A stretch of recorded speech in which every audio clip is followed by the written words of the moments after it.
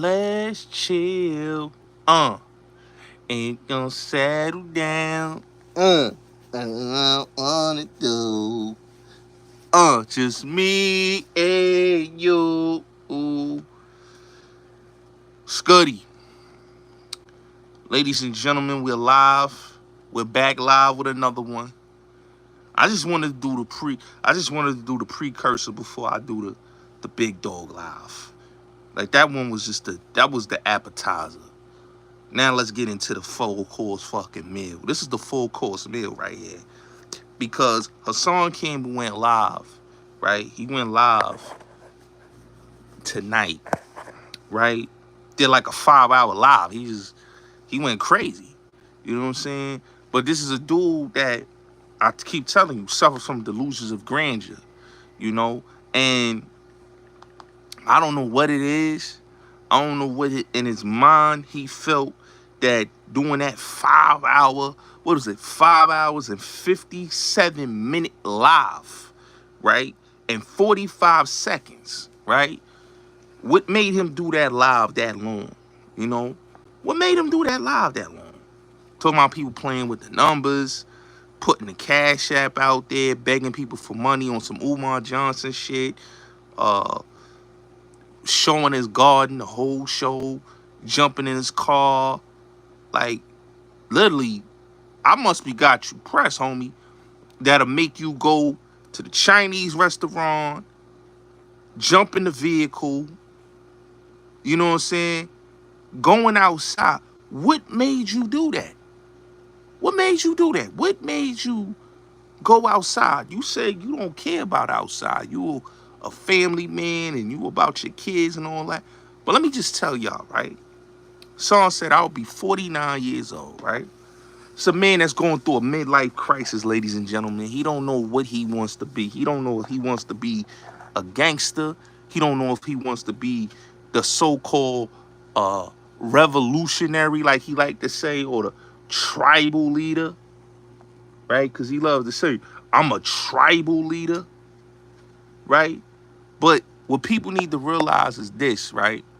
Hassan Campbell don't know what he is. He don't know what he is. You know, he wakes up in the morning convincing the world and convincing himself that he's so-called this official dude, right? But your story is not that. And the lies that you keep saying, this is the thing I don't get with this dude.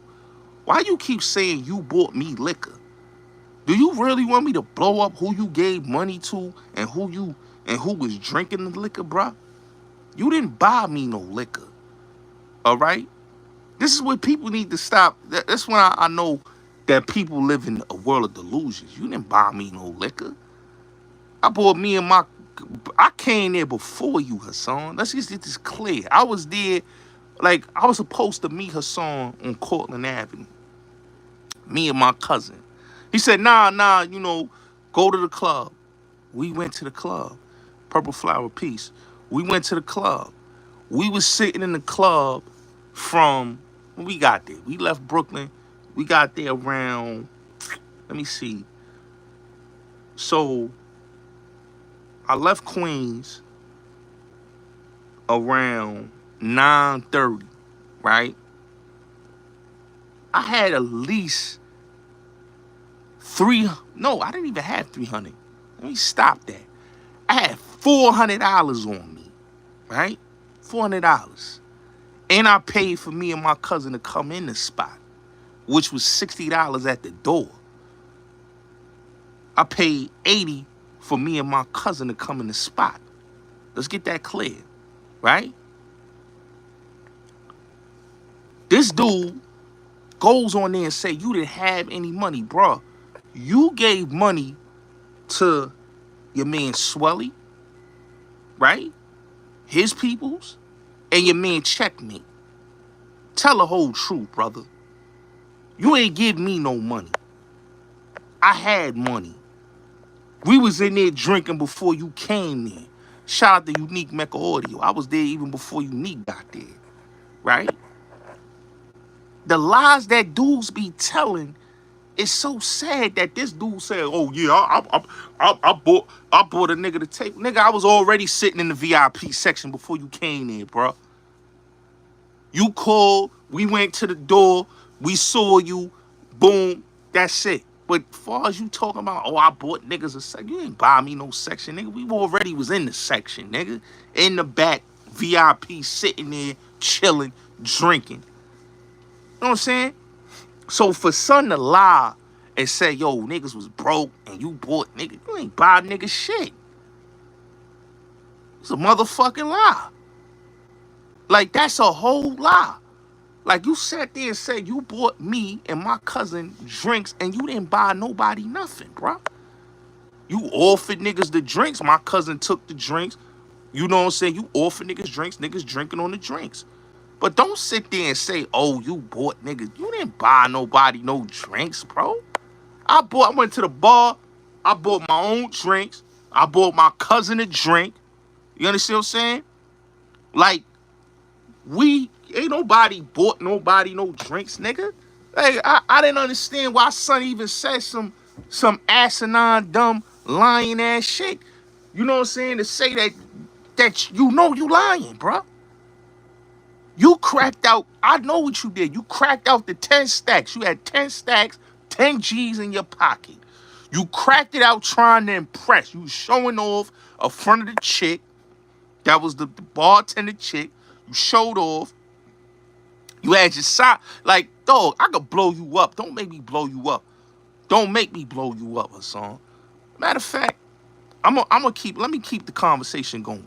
Because I'm going to blow this nigga up. So, you blew, the sparkles was on the bottles and all that, right? You came, right? You came in the back. You said, yo, Gotti, come in the back. I was already in the back, homie. We went in the back. You had the section. We chilling in the section. My cousin,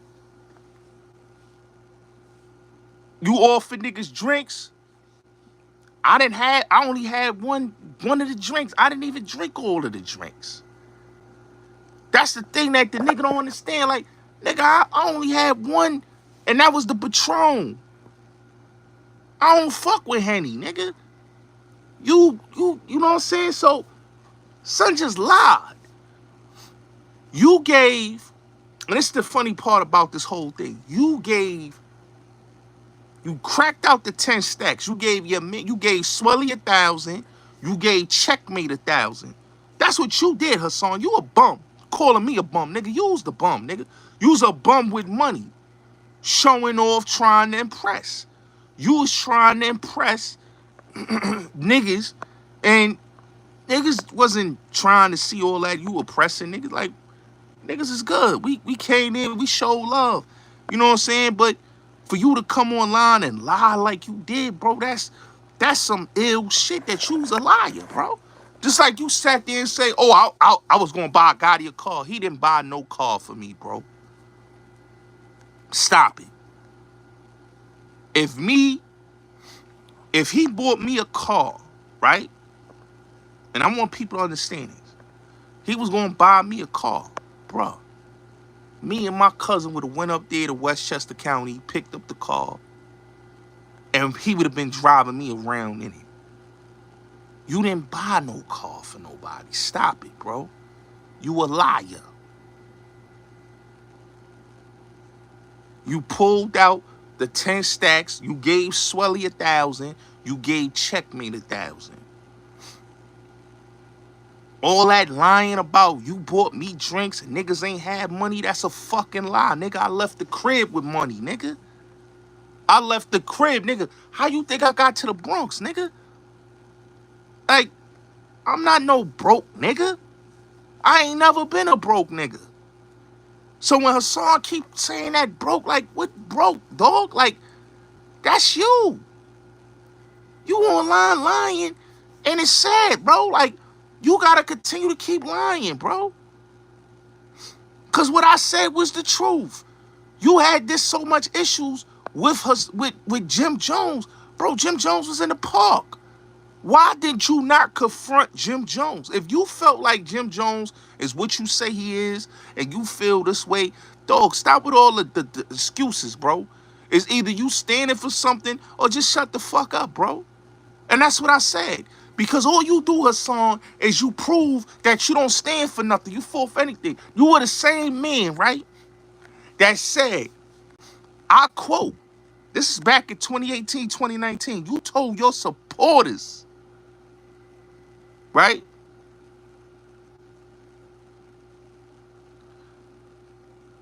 Yo, listen, Hitman, ain't nobody was broke, bro. Hassan is a liar, bro. The niggas he came with, he was giving money to. And I don't got no issue with Swelly. I don't got no issue with Checkmate. But nigga, you was giving money to Swelly and Checkmate, bro. Like, stop it, bro. Stop it, bro. You ain't giving me and my cousin no fucking money, nigga. You saw me going to the bar. You saw me going to the bar. You gave Swelly and Checkmate $1,000, bro. Out your 10 stacks that you pulled out. Why you gonna sit there and lie and say you gave me money and we ain't have drinks when you saw me go straight to the bar and buy me a drink, nigga? I went straight to the bar, got me a Ciroc with Patron at the bar. My cousin, who was drinking, both of us was drinking before you got there, bro. You is lying online saying, yo, you bought me a drink. You ain't buy me no drinks, nigga. What are you talking about? You offered niggas drinks. My cousin went over there at the bar. He got himself a shot of the drinks because you offered niggas drinks. We sitting in the section, we chilling. You offer niggas drinks. I went and got a drink afterwards. I got some of that Patron that was there, and that's it. I don't fuck with Henny. I'm not a Henny drinker, my nigga. But all them niggas that you was with, you was breaking them off with $1,000. Stop lying and saying that me and my cousin came in. Like, nigga, do you know who you talking to, bro? Like, we hustlers, bro. Like, stop it, bro. Nah. I know it ain't no need to explain, Trevor, but we gotta talk the facts, bro. Because Hassan went there and lied on his live and said, oh, I bought, dude. Like, bro, you didn't buy nobody no drinks, nigga. Stop it. You had your little side piece there, the Juice J chick, your side chick. She came in the section. Like, nigga, I know the whole thing. Ant Live pressed you, right? He stepped to you about Jim Jones. My cousin was like, yo, you see what's going on over there? Go for. I'm like, yo, bro, we chilling, bro. We ain't here for none of that drama shit, bro. We came to chill, pop bottles, have a good time, and relax, bro. Hassan went there looking at dudes, grilling dudes, walking in the middle of the club, like doing all that bozo shit, okay? Like, let's keep it real, man. This nigga running with, he got security. This dude got 2 security guards. Then you got the 2 security guards, and then you got your dudes with you. You know, T-Mac had his own section. Shout out to T-Mac. You know what I'm saying? Shout out to T-Mac. I got nothing but respect for him. Good dude. Shout out to T-Mac. You know what I'm saying? But T-Mac, people came out for T-Mac. They didn't come out for Hassan Campbell. He went there. He had security, right? He walked in. Yeah, Hassan is real weird, Trevor. Hassan is very fucking weird. He had security, plus he had Checkmate and Swelly. Like I said, he pulled out the 10-pack. We in the section, we chilling. I'm sitting there drinking. We in the tent, we in the cut. I'm sitting there drinking, enjoying myself. My cousin, he did, you know, we vibing, we chilling. Hassan and me, we chopping it up. But, nigga, you broke out the 10-pack to give Swelly and Checkmate. Why you sitting there lying? Shout out to Black Hand Prince of the building. Shout out to you, OG. Like, this is what I don't get with this nigga, right? This nigga is a fucking liar, man. This is the same dude that told you he went to war with Pistol Pete. Lying about that shit. This nigga told you he was B.O.'s right-hand man. He was not B.O.'s right-hand man, born original.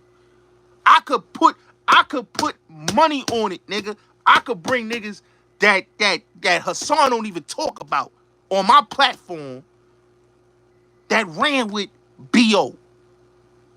I'm talking about Joe Kid, Tax. You don't hear him say them names.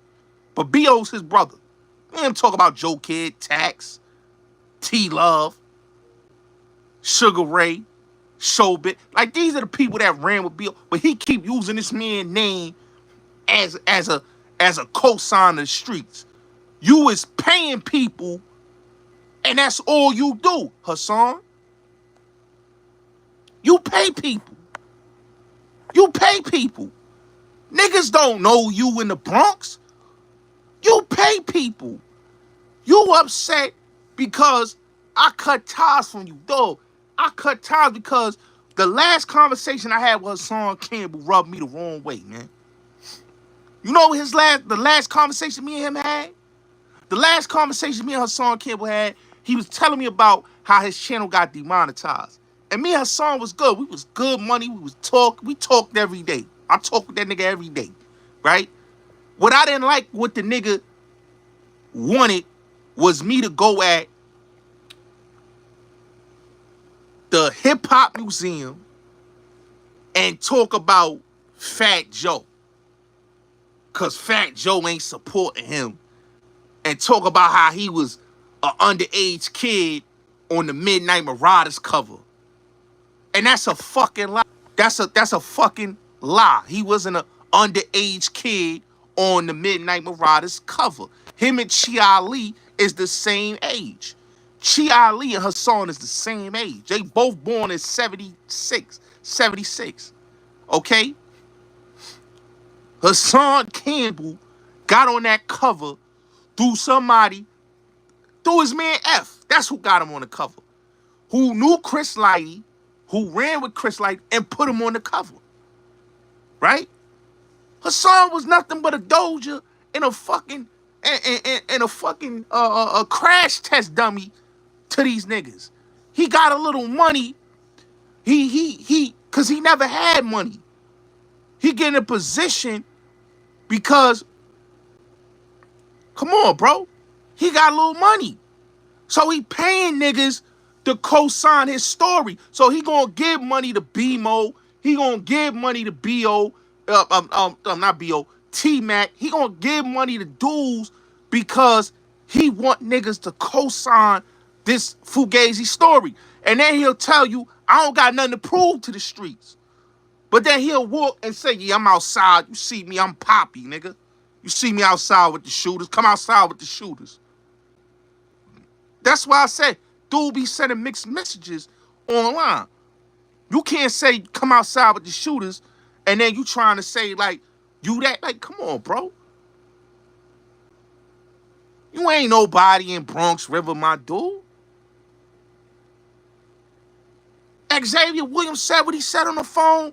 You was mad about that. Then you start talking about, nigga, drop this flag.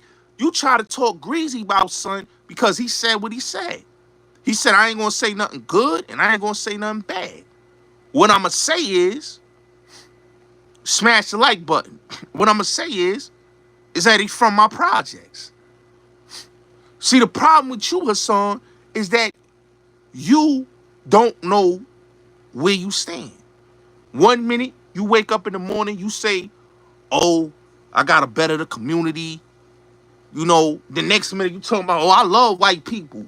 You know what I'm saying? I love them hillbillies. They know how to have good times. And then you talking about, fuck, I ain't your slave, white bitch.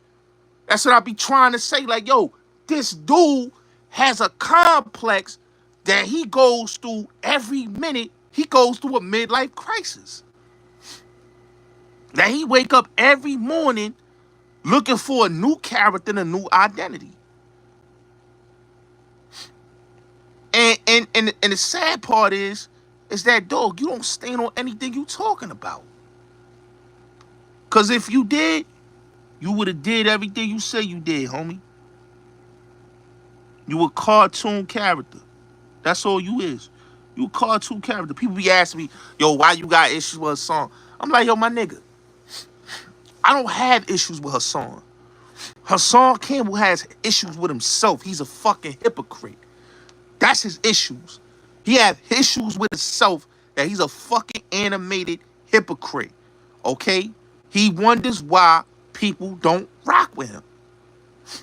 He mad at all the industry niggas because they on the internet, and he mad that he ain't get a motherfucking deal. He mad that he ain't get a bag. Nigga, you talk too damn much. That's why you ain't getting in position. You salty about Cam. You salty about Fat Joe and Jada. You salty about everybody on YouTube, bro. How you salty about dudes because they got a situation and you ain't, and you mad at everybody, bro? Nobody wants to deal with you, bro. Nobody wants to deal with you, bro. You gotta look into yourself, bro. Like, your story is not believable. It would have been believable if you'd have started a program for people that been touched, people that are victims of sexual abuse. See, you would have had maximum support if you would have started a program. But you not doing that because you never was a victim of that. You was a dude that partake, that was in a relationship with Bam, that loved the relationship, and that didn't want the relationship to end, my nigga. Because you said that man, and I'm going to quote your words, you said that man been with you throughout your bed when you was locked up. So that's not I hate this man. That's I love that man. He been with me since I was going through all these bids. This is a man that said when he came home from jail, this man took me shopping. How Bam is such a bad person when he took you shopping? You said this nigga put you through college.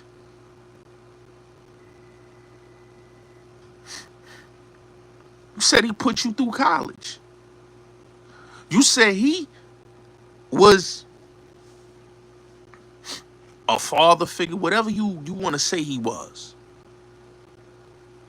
He died you. Y'all turned the porno off. Y'all jerking off. The crib smell like ass and Vaseline. You come in the crib. There's a nigga on the couch, butt ass naked. This is what you saying. Dude that's in the crib, butt ass naked. You came in the crib where this nigga had Vaseline in his hand and a nigga's butt ass naked in the crib. That's what you said, Hassan. That's your story. You know, your story ain't, I was a real dude. You don't have nobody to verify your realness. Everybody asks you when you stop touching kids, you can't answer that question.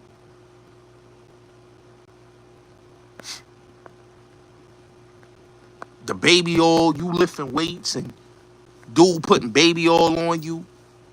Then he telling you jerking off is good, it makes you strong. Like, these are the type of shit you saying online to the world, bro.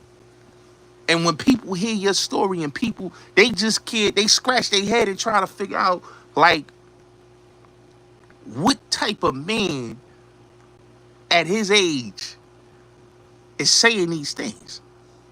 And then if these things is happening to you, why is you trying to do the same thing that you said happened to you to other heterosexual men? Like, this man said one time, he said something crazy. He said, I'm gonna knock you out and fuck you in your butt. Then he told this other dude, you nice and petite. I ain't gonna put no Vaseline on. He said, I'm gonna rub you down with some baby oil and I'm gonna go raw. Like, this is what this dude is saying. He ain't saying no pause.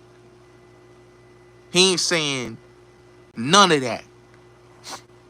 This is how he combats his words to men online. And then when he want people to feel sympathy, he start putting his kids online. Like, what type of man that has children is putting their kids online? Like that's crazy to me.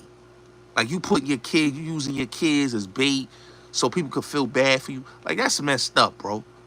Like, a man that's, you a father and you out here using your kids, putting them on your channel so people could ridicule your children. You don't care, because what to you, it's about you getting clout, you getting money, and people gonna feel pity because you showing your children. That's crazy to me. That's crazy to me. You use your children as bait so people could feel sympathy. That's crazy. This is the man that gets on YouTube and talk all this. This is supposed to be the family man that uses his children as bait. Like, he's a straight piece of shit. You know what I'm saying? Like, that right there just shows you, like, this is a man that he want to promote his sister, but his sister got a whole YouTube channel. I showed y'all her YouTube channel. Y'all ain't never seen him once. Seen him once on her channel. Ask yourself that. Why is that man not on his sister's channel? She got a whole YouTube channel. Her brother not supporting the YouTube channel. Like, come on, man. This is sister channel right here. She got 10,000 subs. If you look at her channel and you look at all the interviews she got on her channel, you don't see nothing with that dude. You see the interview with her pops. They pops. The whole intimate conversation. But you don't see an intimate conversation with him and her. Why is that, bro? Like, I always dissect people. You know, because when you break down somebody, you break down the imperfections in a person. And if you see the imperfections in a person, you understand the type of person that you're dealing with, right? And the type of person that we dealing with is somebody that don't even support his sister's YouTube channel. And like I said, y'all go subscribe to her channel and go check out the interview. I'm gonna plug it again. Yeah, go check out that intimate conversation with his sister and his pops. Really hear the real. Because what he been pumping out here been fake dope. He been pumping bad work. Because if you have a relationship with your family and you have a positive relationship, you gonna support your family. I got cousins that's on YouTube. I support their channels. I got family, literally real life family on the internet, and I support anything they do. They tell me they got something going, I support them. What? You got this going on? Boom. Because that's about family first. You see, Hassan ain't about family first. Hassan is a liar. He's a liar.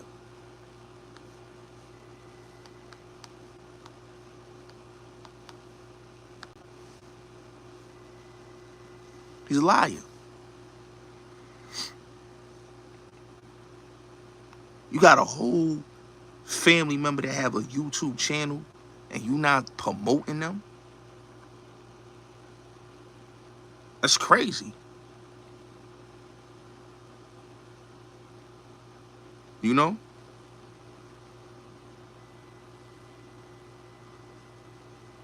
You got a whole YouTube channel, you ain't promoting them?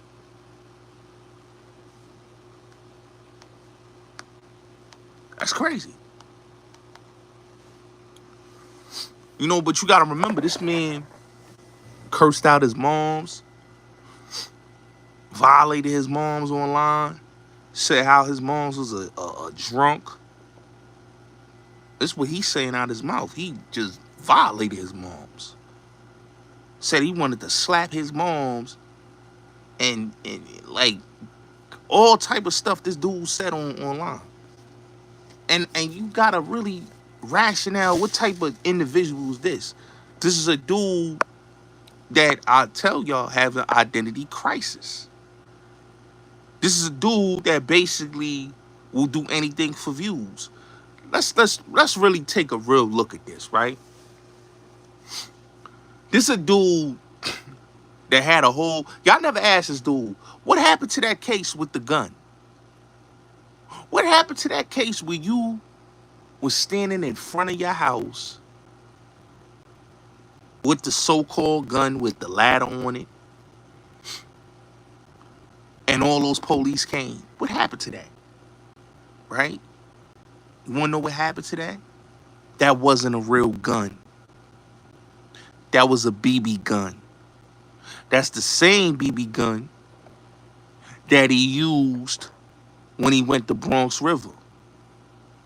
Yeah, when he backed it out, when he said he pulled out the scriptures, that's the same BB gun that he pulled out in Bronx River. That he gave the video to Mac Mean and all these YouTubers.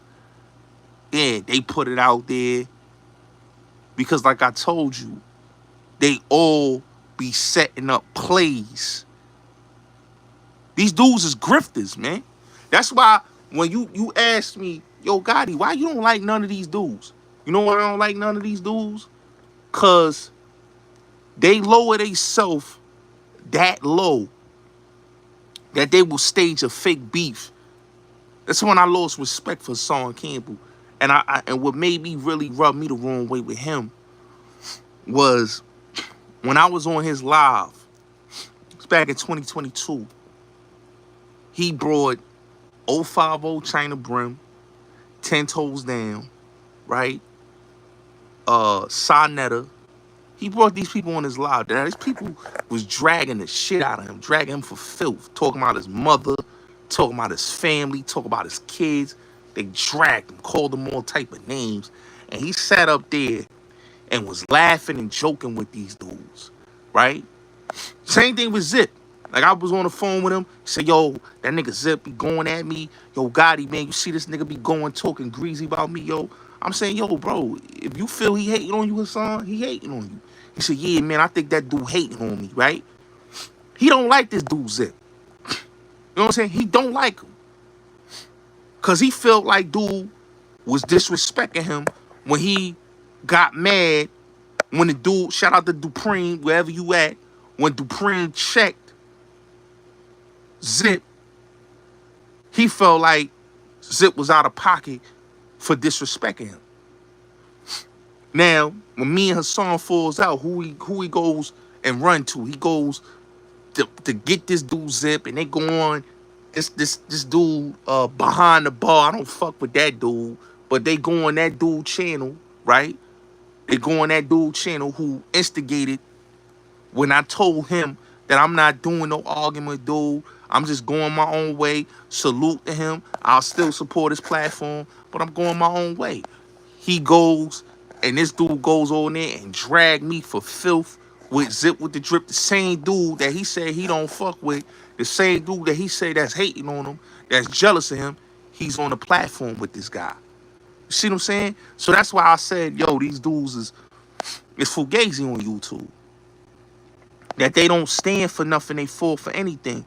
That the moment you really look at these people, you look in depth into these people, they all have the same traits and characteristics.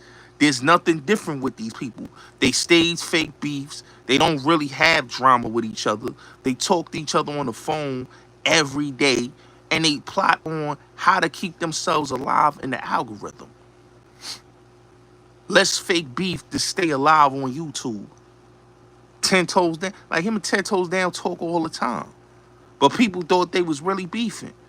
You know, I had to, when a nigga 10 Toes kept saying, yeah, you just don't know, Gotti. You just don't know. Me and that nigga cool. You just don't know. And I'm saying to myself, dude keeps saying this. But then when he came on the platform, it made me think like, he was right. You just don't know that all this shit was fake. And then that's when I failed to realize that, yeah, this shit was staged. All that Sonetta shit, they didn't have no beef. They talk all the time. But a lot of you YouTubers, y'all felt for the okie doke. Y'all was easy to be manipulated to believe that these dudes had an issue with him and they really don't. Because they talk all the time with each other and they all friends. Mac Mean, all of these dudes, they all friends with Hassan. And I tell people like this, right? I know that people gotta be that low and that bored with life to do the fuck shit that they do. Like, that doesn't make any sense to me. That y'all dudes will fake beef, fake drama, and do all that nonsense. And then, when it's all said and done, they laughing behind the scenes. Saying, look at these stupid ass people believing that we all got beef. You know what I'm saying? But that's what a dude like that do. A dude like that will do anything.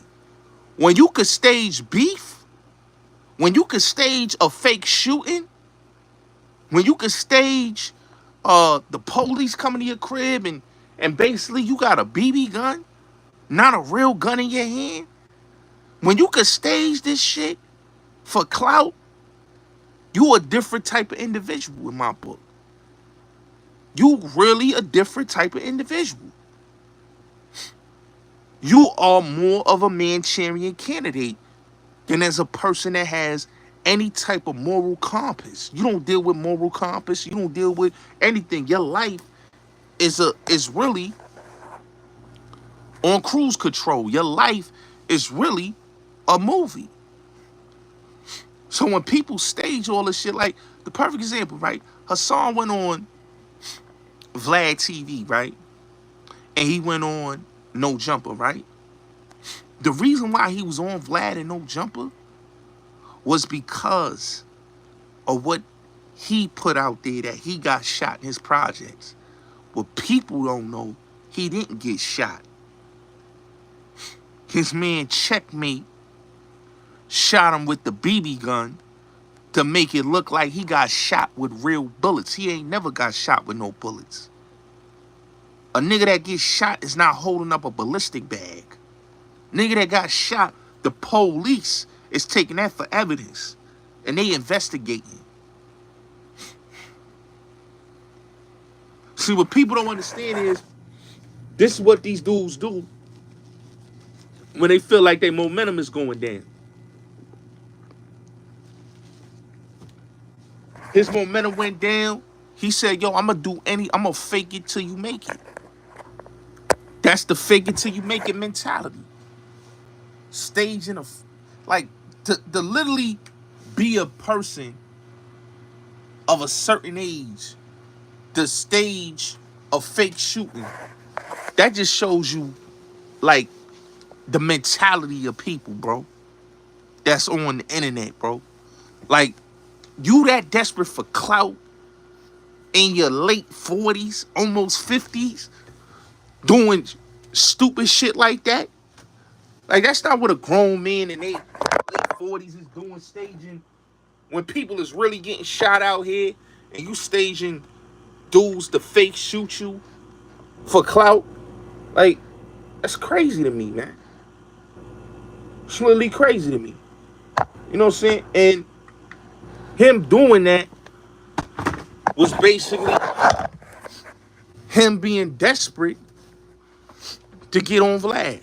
He wanted any means necessary to get on Vlad. I remember when we used to talk, he used to always ask me, be like, yo, Gotti, man, yo, why Vlad keep tagging me in all his videos? This dude, when this dude say, yo, I don't watch YouTube, or I don't watch these dudes, he watch YouTube. That's what he does. He lives on YouTube. He watches it. So he knows what everybody's saying about him. He knows who's tagging his name, because he said, Tariq be tagging my name. Tariq be tagging my name. He says, Vlad be tagging my name. No Jumper. Like, he knows these people be tagging his name because he looks at the keywords. And when he types in his name, he see their videos pop up. So he knows. So when we used to talk, he used to say, yo, why Vlad keep tagging my name in the videos? And I'm saying to myself, I don't know, bro. I don't know.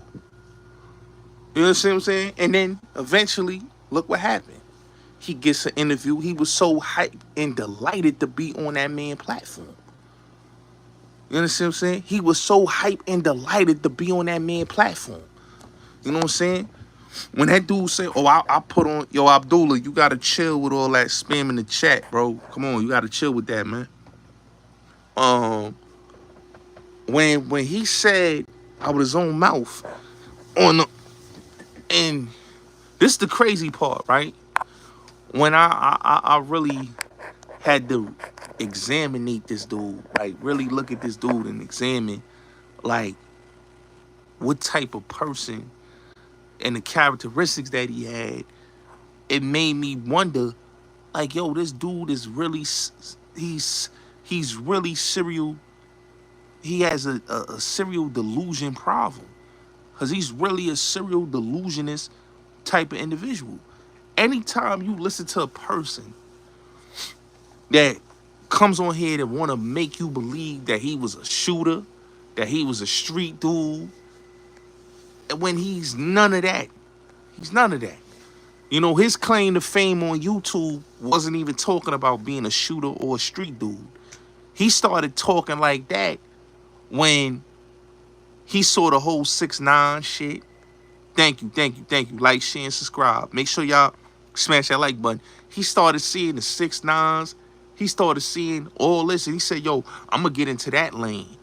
When he said, I'm going to spit on Jay Prince, when he started talking about Pistol Pete and Rod Diggs, when he was talking about 6ix9ine, then that's when he started talking about, oh, he a street dude. Before then, he was talking about victims and talking about all this black shit and dissing Tommy Sotomayor. This is what he was doing. This is how he came on YouTube. Then when the Bloods came on here, he started saying, oh, I was Blood. I was GKB. That's a person that's dealing with an identity crisis, that's dealing with a midlife crisis, because when you gotta prove to the people that you was a gang member, that you was a street dude, that you let your gun go, but your story is not adding up to that, because your story was talking about being touched by a hip-hop legend. Like, it doesn't make any sense. Oh, my brother Eric Benny, me and him, we got bodies. Like, this is what he tells you. He got bodies. But when you look up his case, he doesn't have any bodies. His case is an assault case. It's not a body case. That's his case. That's the only case he got. He don't got no other case in New York State. He got one case. One case. And he did a year. Never showed y'all no paperwork or doing anybody, because he never had no bodies. I spoke to this, like, let me tell you something. Hassan always said, yo, man, that hurt me because I really try to help. Dog, you didn't try to help. What you did was, I gave you a platform so you could voice your opinions and you wasn't being disrespected. I let you have a voice on my platform. And I was being a supportive dude that saw a dude online getting bullied by a bunch of people on here. But then, you know, when you did the bullshit that you did, letting dudes on a platform that you say you got issues with, I kind of like lost a lot of respect, because there was dudes that really supported you, that really wanted to support it. You never supported them. You never supported the Tego Billies. You never supported the Grants Fishburns. You never supported the Ill Flow Spitters.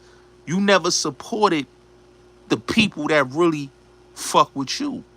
You know what I'm saying? There was people that really fuck with you that you never supported. You supported who you wanted to support. You supported people that had fake clout. What you like to say, the people that was on Instagram, The people that had a little bit of clout on IG, had a little bit of clout on YouTube, you put them up on your platform. So you really wasn't about helping out smaller. You notice he always say, yo, I'm make sure I'm gonna get another YouTuber and I'm gonna make them bigger than Bullets Gotti. He ain't made no YouTuber yet bigger than me. But he telling y'all, yo, I'm gonna make another YouTuber bigger than Bullets Gotti. That's all he keeps saying. I'm gonna get a YouTuber, I'm gonna make him bigger than Bullets Gotti. Or I'm looking for dope content creators, female content creators, men content. You ever seen him put any content creators on his platform? No. Never. Never. He ain't put no up and coming nothing on there. But he comes on here and just lie. Dude be lying. Dude be lying. You know what I'm saying? Like, my thing is the hypocrisy. Like, I don't have no hate for dude. My issue with him is you a hypocrite, bro. How you mad at Jim Jones? How you mad at this one, that one, when you the same type of person they is? You want fake street credibility. Let's keep it real. You want fake street cred. Anytime you hear a man keep talking about street credibility, keep talking about how real he is, keep talking about how official he is, and you supposed to be this so-called tribal leader, you supposed to be this so-called community, you for your community and all that, but you ain't seen him did anything for Bronx River. Like, this dude said he from Bronx River, that's his hood, and he a tribal leader here. He for his community. But then he 1 minute talking about, man, fuck the hood. But then he'll go right back to the same hood that he's saying fuck. He'll go right to Cortland. He'll go right to Bronx River. He'll go right to these projects. He'll go to these hood events. He'll go all of this, right? He'll go out there. He'll tell you fuck the hood. He'll say that in one breath. And in another breath, he'll be like, yeah, I'm outside with the shooters. Or in the words of what he said to Kwame Brown, what he said, you was in the NBA. I was on Rikers Island with Papa Jock. That's what he like to say. Tank head. He telling people that he was in jail, right? And basically, he was in the NBA. Like, come on, bro. That's the stuff that I'm gonna keep it real with y'all. Got me looking at dude like he's a fraud. He's a fraud. Because if you felt that way and you had that mentality that you say you got, you would have been solving the solutions. You talk about, like, I remember he said, yo, years ago he said this, right? He don't even say this no more. But he said this years ago on his platform. He said, yo, all the single mothers, right? He said women, single mothers, women coming home from jail, or single woman that ain't got nothing. He said, I'm going to start up a program. I'm gonna buy y'all furniture. I'm going to make sure y'all good. I'm going to pay for y'all bills. That's what he's saying, right? That's what he told the women that supported his platform. He said he's going to do all of this for the community, right? And then he switched his tone. Oh, I got taxes. Oh, I got child support. But you say you going to do all of this. And this is the thing that kills me about this dude, right? If you really watch Hassan from the beginning, all this how he talking now, he ain't talk like this before. Like, dog, you took Tommy Formula, you stole Dane Calloway, you stole so many people's talking points. that you don't have your own talking points. You don't have your own identity, bro. Because all you did your whole life is steal from others. So you steal from B Stinger. You steal from Half Pint. You steal from B.O. You steal from Pistol Pete, right? Then you steal from the YouTube personalities. All you have done is stole from other people. And you gumble it up to make it sound like it's all you. And it's not you. That's why when people look at you, you just, I would say, a grifter. Because you came on here as this humble, meek person, right? That was crying about how Bam did you dirty, right? You barely could afford any decent fucking clothes. You was wearing fucking Rockaware, a Nietzsche, right? This how you was dressing, bro. Rockaware and a Nietzsche, bro. That's how you was dressing. Academics. That's how you was dressing. With the Bluetooth in the ear. That's how you was dressing when you came online. With no jewelry.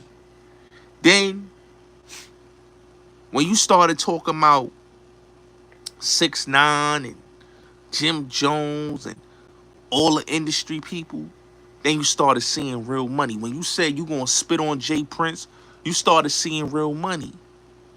Started seeing real money. Now you going to buy Sherlins. Now you going to buy all these coats. Remember, you was driving a motherfucking Audi family motherfucking SUV, nigga. That's what you was driving. The Audi. You forgot, Hassan? You was pushing the Audi, the whole fucking family SUV. That's what you was pushing. That Audi. And then, when you got your money all the way up, you went and bought the baby mama Benz. You got 2 baby mama Benzes. Right? But, niggas remember how you came on the scene. You was a bum. Remember, you said how you was able, you didn't have a job, you didn't work. You said that out your own mouth. You said, I never worked, never had a job. How your feasible income was, you was a bouncer. You was doing bouncing in the clubs. Bam and them, the Zulu Nation gave you jobs for the clubs. You understand what I'm saying? He was giving you bouncing work. You was bodyguarding for him, bouncing in the clubs. You did the bully shit. Then from the bully shit, you was getting money off of fucking kids, bro. Having foster kids live in your house. So your income wasn't the income you seeing now. Your income was basically you getting money off your kids, getting money off of other people's kids, and you being a bouncer.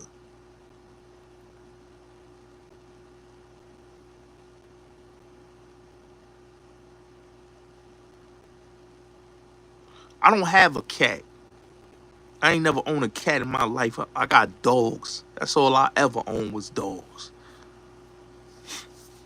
You know, so when I hear dude like Hassan talking, like, bro, like, you a whole fraud, bro. It's easy to dissect you, bro. Like you said to me on the phone, bro. And this is what I always say. He said this to me. He said, yo, Gotti, man, I'm a good dude, bro. That's what you said to me on the phone. I'm a good dude, bro. I'm not no killer. That's what you said to me, Hassan. You said, I'm a good dude. I'm not no killer.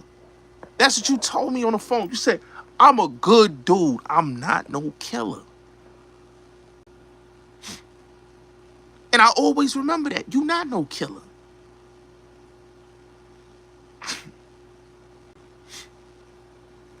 You know? You never was no killer. You know, like, at the end of the day, like, do take care of these dudes. Like, let's keep it real. Like, when you sat there and lied and said you gave me, what money you gave me, Hassan? You ain't give me no fucking money. You gave money to Swelly.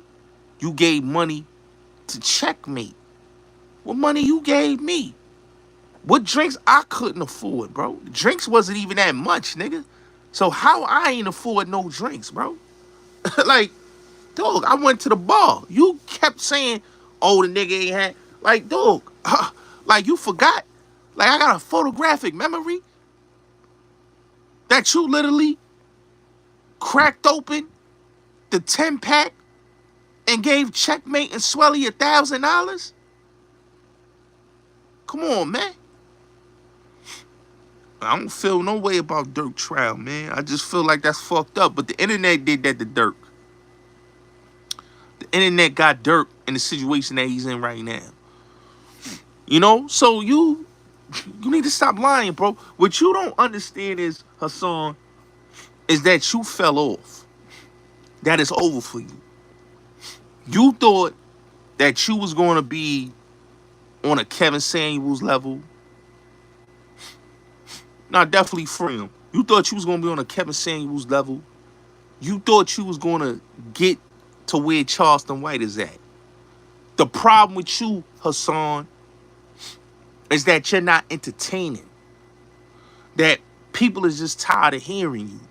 Like, you with the same old two-step and the same old bullshit. And this is why these dudes are surpassing you and they making more money than you, because they would rather want to hear them than hear you. Let's keep it real. You don't go outside. You don't travel. You scared to travel. That's one thing, Hassan. You scared to travel. You don't want to leave the tri-state to do interviews. You do interviews in New York. Yo, bro, you want me to let the people know that the reason why you went to academics is because academics is in New Jersey? You went to fucking No Jumper because No Jumper came to New York. No Jumper invited you to come to Cali. You didn't want to go to Cali. You scared to go to Cali. You scared. Which I don't understand why, because you supposed to be official. A nigga offered you, he gonna give 100 stacks or 50,000 for you to go out there to the Texas.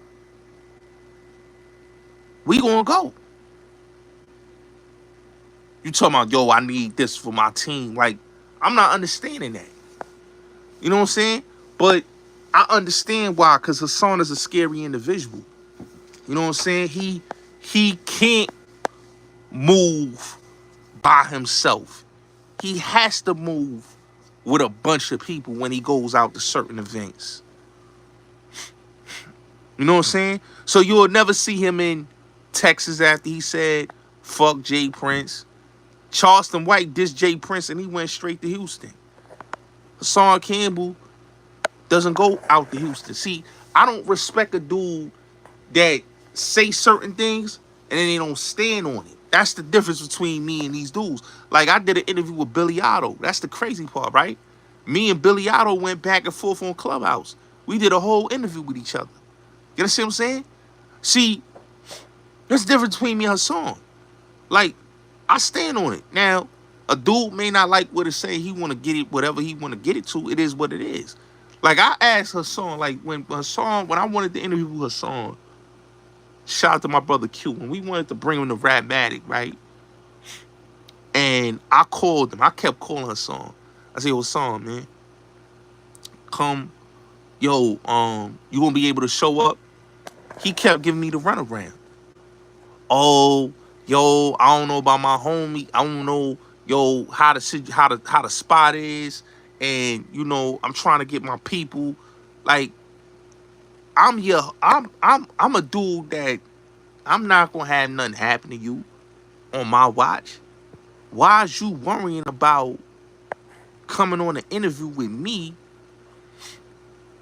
when ain't nobody gonna do nothing? It's just me the bro, and the camera crew. That's it. Nigga was scared.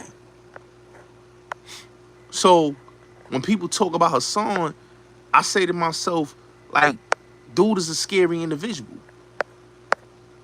He talk a good one, he speak a good one, but he don't stand on anything he says. You know? He don't speak on anything. He can't stand on anything he says. Yeah, but you see Charleston White stand on business. He went to Brownsville, he went to New York, and he was moving around. Hassan Campbell, he talk heavy. He don't move around. So people stop losing interest in a person like Hassan when you don't show and prove. Like, it's good to talk a good one through your house, but it's like, okay, you're not gonna move around, you're not gonna do interviews on other platforms, you're not gonna go out of state, you just scared. And he shows that he's a scary individual. But we know he was a troll. You know, he was a troll from the beginning when he came on here. So it's like, you can't take a dude like that serious. You know, you can't take a dude like that serious. You know, if he was real and he stood on what he said, he would have did the celebrity. Like, another thing, like, he talked about the celebrity boxing shit, right? Charleston White did a whole celebrity boxing match. Son ain't did a celebrity boxing match yet. So all that, what he talking about, dudes are scared, how Charleston White ain't scared? He had 2 celebrity boxing matches. You, on the other hand, you ain't did no celebrity boxing shit. You know? You did no celebrity boxing. So that's when I know, like, oh, this dude he's a character. You know, his thing is, he say shit for shock value and he hides in his cocoon. That's just like what I said about the Jim Jones shit. He got offended because what I said was the truth. You know, how can you say what you said about Jim Jones, but you, as a man, you not standing on what you said? See, I would have respected him if he'd have just said, you know what? Yo, I'm going to stay out here, and when I see dude, I'm going to say what I got to say. I would have respected it. I would have respected it. I would have said, oh, a song about what he say. Like, that's what I'm saying. Like, dude not about what he said, bro. And that's why, like, dudes like Poe and a lot of real street dudes and the rappers, they laugh at her song. You a fucking joke. You a fucking joke to people, bro. Like, when people look at you, you are a joke. Like, it's not like they're looking at you like, oh, he gonna do something. You ain't gonna do nothing. You gonna run your mouth. You gonna pop shit. Then you gonna call dudes and you gonna apologize. So they already know how you giving it up. You gonna call them up and be like, yo, you know, this just entertainment. Yo, my bad, bro. You know, I thought you was dissing me.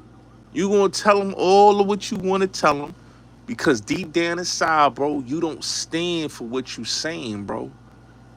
You don't believe what you be saying on this shit. You a whole, like, gimmick. Salute Dogman in the building. You a whole gimmick. Like, I could see if a dude really stands for what he's saying, really believe what he's saying, and really gonna do what he said he gonna do. But like I said, when you watch his platform and you really hear his methodology of a whole lot of things and the issues that he had with these industry dudes, he don't really have he don't have no issues with them. He want to be friends with them, that's one. He want these dudes to salute him, that's two. You know? Mario Pepper was framed by fish. You know, I don't know. You know? Like anytime you got a dude like that, that's a like you a comedy relief, bro. Yeah, I know.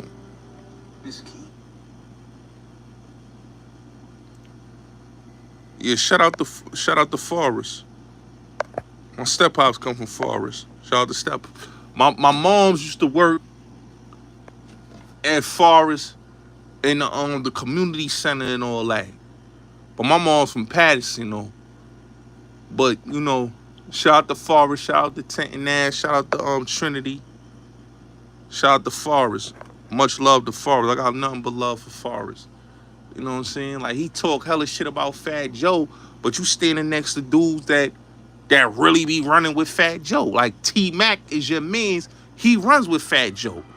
You making it hard for your peoples because they telling you, yo, chill. That's my man's. Your man's Terrence run with Fat Joe. These is dudes that run with Fat Joe. You know what I'm saying? That you be running around talking about, oh, they're my brothers and my brothers. But your brothers be with the dude that you be talking hella shit about. That's why I say, yo, you gotta really listen to these cartoon characters and take them with a grain of salt. Cause they don't stand for what they actually be talking about.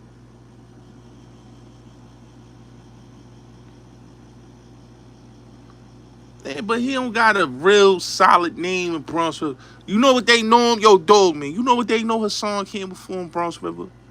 That he was a crash out dummy.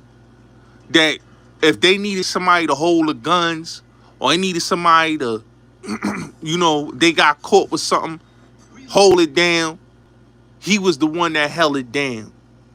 Son wasn't no street dude. He was a dude that they knew was a crash out. And whenever they called for a crash out like him, he did exactly what they wanted him to do. He wasn't no nothing. He was no terror. He was no shooter. He wasn't none of that, bro. Like when they keep trying to like, oh yeah, yo, he went to war with Pistol Pete. Like he never went to war with no Pistol Pete, bro. Like yo, when I played that for certain individuals and they hear that shit, they laugh, bro. Because they know the type of individual that Pistol Pete was, bro. We talking about a dude that was a homicidal type of dude, bro. Wasn't playing no games. You know? He was a basic Doja flunky.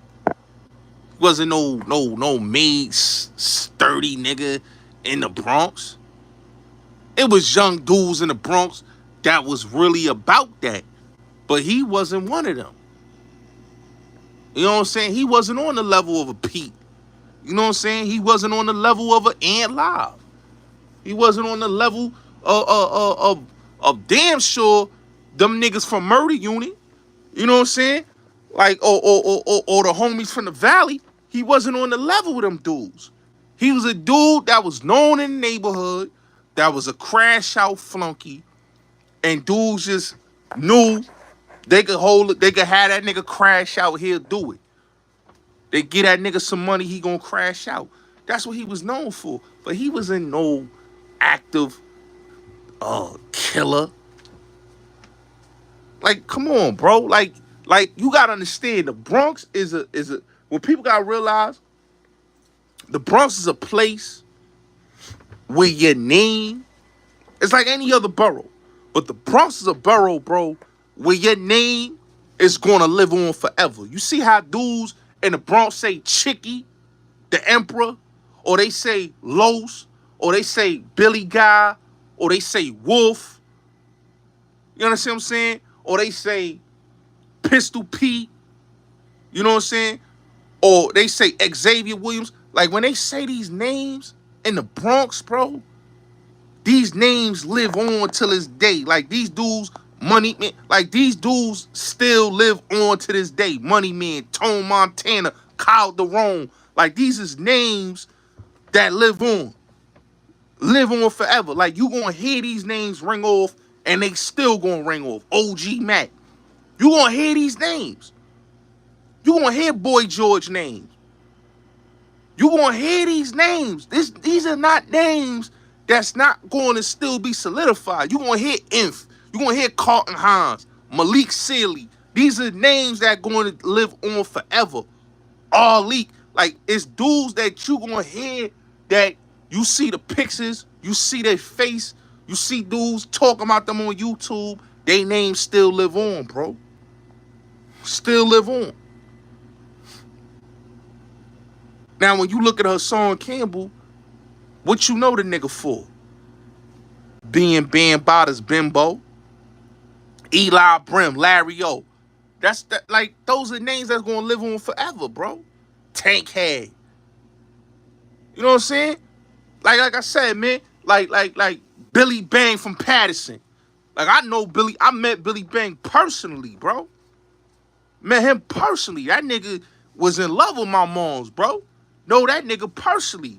You know what I'm saying? When I saw him, he was in the wheelchair, but he was an official, certified nigga. He was motherfucking Guy Fisher right-hand man. He was down with Nicky Barnes and them. You know what I'm saying? Niggas like Tone and AG and all them, they was under him. But like I said, Hassan is not no known nigga like that, bro. He's a dude that live in this delusional world that at 40, almost 49 years old, going to be 50 next year, you still want that reputation, bro. You still want that reputation, bro. Like, come on, my nigga. Like, you gotta stop it, bro. KRS really wasn't from the Bronx. KRS was from Fort Greene. He moved to the Bronx. He lived in the South Bronx, but he wasn't from the Bronx. He was from Fort Greene. Yes, he lived out there. His moms moved out there, but he was a Brooklyn nigga. You know what I'm saying? He had a lot of love for the Bronx because he started, Drew Hef from Patterson, bro. Drew Hef, Charlie Rock. You know what I'm saying? Like, these is names that live on, and that's the younger generation of the Bronx. You understand what I'm saying? That's the young, like Quay Dollars. This is the younger generation of the Bronx. So the younger generation, the older generation, names is going to live on, my nigga. So when we talk about Hassan Campbell, bro, your name ain't sturdy like that, bro. You still asking, yo, Poppy. Yeah, yo, I'm Poppy from Bronx River. Like, stop it, bro. Okay, you Poppy from Bronx River, but your name don't ring off. You Poppy that had sex with Bambada. That's what they know you for. You Poppy that was in the Midnight Marauders cover next to fucking Neek the Exotic, bro. You talk about the industry, you talk about all this, but nigga, you an industry plant. Cause nigga, the world know of you being on a fucking rap album cover, nigga. That's what the world know of you. Like, do we have to show the footage? Like, bro, we know you were being on a rap album cover, bro. We don't know you for anything else but being on a rap album cover. That's what we know you for. You know what I'm saying? That's what we know you for. We know you for being on the back of an album that is critically acclaimed, a legendary album cover. A legendary album cover. Like, a regular nigga from the hood is not on no album covers, bro. And then you say, like, how do we believe that who you say you are? You a character, bro. You a character. That's what you are. You gotta explain how you got, and don't sit there and lie and say Bam, because Bam didn't put you on that cover. Chris Lighty put you on the cover cause of F. Tell the truth. F put you on, got you on the fucking cover. Chi Ali on the cover, you on the cover. But you sitting up here making people believe that, oh no, man, you know, I'm against the industry. I ain't an industry nigga. No, you are an industry nigga. You on a fucking album cover, nigga. You an industry nigga.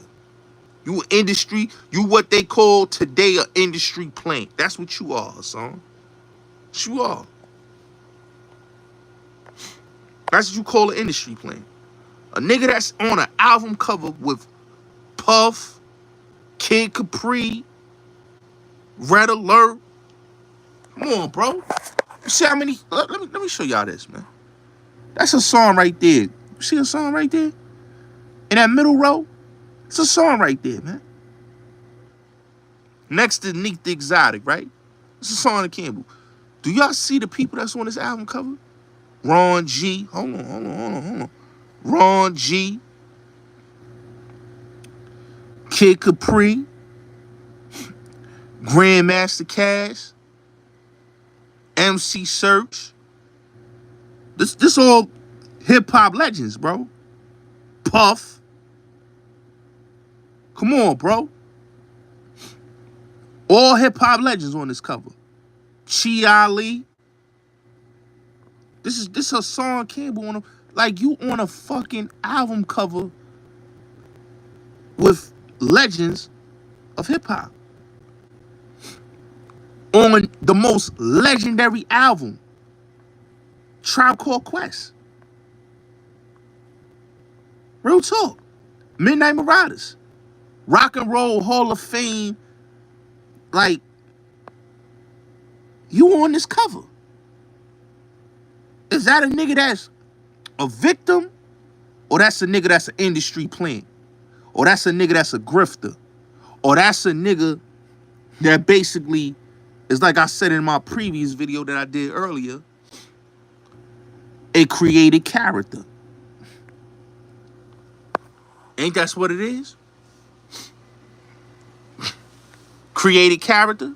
Ain't that what that is? Because if you supposed to be, oh, I'm anti-industry, then you have to explain the story of how you are on a rap cover. Don't lie and say, oh, I was a minor on a rap cover because Chi Ali is on that same cover, so stop it. And you and him are the same age. So stop the lies.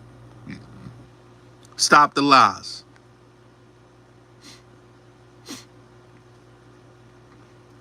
Bam ain't put you on that cover. You keep lying saying, oh, Bam ain't get you on that cover.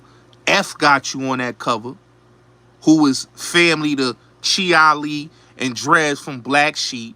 He got you on that cover through Chris Lighty. This is facts.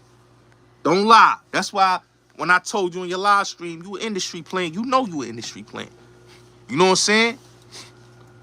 That's how you got on the cover. Chris Lighty, who was cool with F, that was his mans. Because Chris Lighty is from Bronx River. Just like you, Hassan. They got you on the cover. And from then on, you've been in the industry. You've been in the industry. As a roadie. As security. Part of street teams. That's your story, bro. And you had to build your reputation and your career up with this fake story about Bam assaulted you when really that's not what happened, bro. You was in a relationship. What happened was you got mad that he didn't take you to DC because you wanted to go to the Justice or Else March.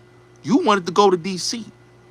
You wanted to go. If he'd have took you to DC, we'd have never seen a Hassan Campbell on YouTube. We would have never heard the story of Bam and him if he'd have went to DC. But him not taking him to DC made him get drunk, start saying all this about Bam. Then he deleted the video.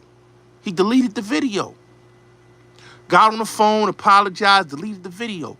Then he went to go see Bam. Right? Hold on, let me go get that picture. From May of 2016. Yeah. Just before he broke his silence on YouTube. Right? See, that's why I be trying to tell people, like, leave me alone, bro. Because dudes like him is so easy to dissect. He just run a mouth. He runs his mouth so much till it's not even funny. Like, you easy to just break down. Like, I don't have to do all what these other dudes do to you. Like, these other dudes, they get up there, they talk the same old bullshit about, oh, yeah, you got fucked and all that. I don't gotta do all that. I just show the proof in the pudding. The proof in the pudding is that it wasn't like what you said it was. That's why you would never sue Bam. Because you was on the phone with Bam. You recorded Bee Sting on the phone. And then you gave it to you know who. And that's what happened. Okay? You was never going to press charges because, like you said, you didn't want to be a YouTuber. But you was given an offer that you could not refuse. They told you going to get a book deal. They told you was going to get a movie deal. They told you was going to get all of this support from all the hip-hop rappers. And you ain't get none of that. Shout out to France in the building. Now let's look at this picture right here. Now y'all see this picture right here? With Bam and Hassan? Now, he never tells you when this picture was taken, what year this picture happened. Well, this picture happened in May 2016. This picture was taken the night, the night that he met with Bam and he hugged him and he said he forgave him and he was sorry for saying all what he said and that he loved him. Okay? This is what he did. This is what he did, right? And after he did this, took this picture with this man, the next day he released the video going in on him. After the day after, he basically said he was sorry. And he hugged him. He goes and this is how you know dude is a snake, right? You hug this man. You took this picture with this man, right? And then after you hugged him and took the picture with him, right? You say you forgave him, but you came online the next day and continue what you started in 2015. After that, you went and did your little fake shit. But like you said, you didn't want to do this. You didn't want to do YouTube. But you, Sarnetta, y'all cocked it up a plan. Everybody was in on the plan. What happened was egos and a whole lot of other bullshit. See, that's why I be trying to tell people, you know, it's deeper than rap. Old boy lied to the masses and then tell you what was really going on. See, he got mad when the documentary wasn't really based on him and it was based on other people, and he wanted the documentary to be all about him. He wanted a book. You hear him talking about, oh yeah, my book is coming out. Your book is never coming out, bruh. You've been talking about this book since 2016, 2017, 2018, and even 2019. The same way you was talking about you was going to start a clothing line, that you was going to start a coat line, that you was going to start merch. None of those things ever came in fruition. Why? Because you don't believe anything you be saying. You lie. So when you come on YouTube and you say to the world all this about they playing with my numbers, they trying to get me, nobody's playing with your numbers. See, what you're not telling the world and what you're not telling the people is they just tired of you. That you ran your course. It's over. You know, you had a moment.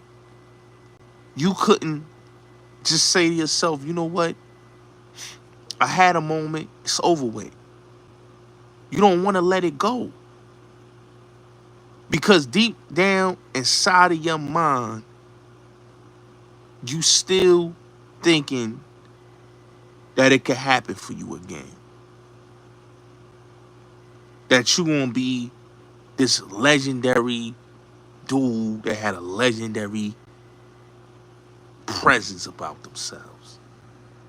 Your story is really a load of shit, my nigga.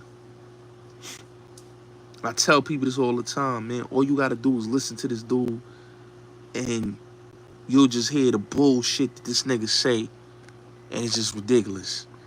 Like he's just a habitual liar. He's a fraud, and he know he a fraud. You know what I'm saying? The stories he say, it's not true. He paying people to make it sound authentic. Like, dude, you was a flunky. You don't want to tell your real life story. You don't want to tell the people who you really are. You want the people to believe in the facade. The facade is what you always want to sit up here and tell. You know, that's a facade, bro. Like, you telling people, look at your yard. What is people really looking at, Hassan? What, like, really and truly, like, let's really be honest, right? You still live in Westchester, right? You still live in the same house. What is you showing people? I could see if you leveled up to a mansion. Like, bro, you still live in the same house, bro. Like, stop thinking that you is living the boss life. You're not living the boss life. You are a delusional person that's going through a midlife crisis. Real talk.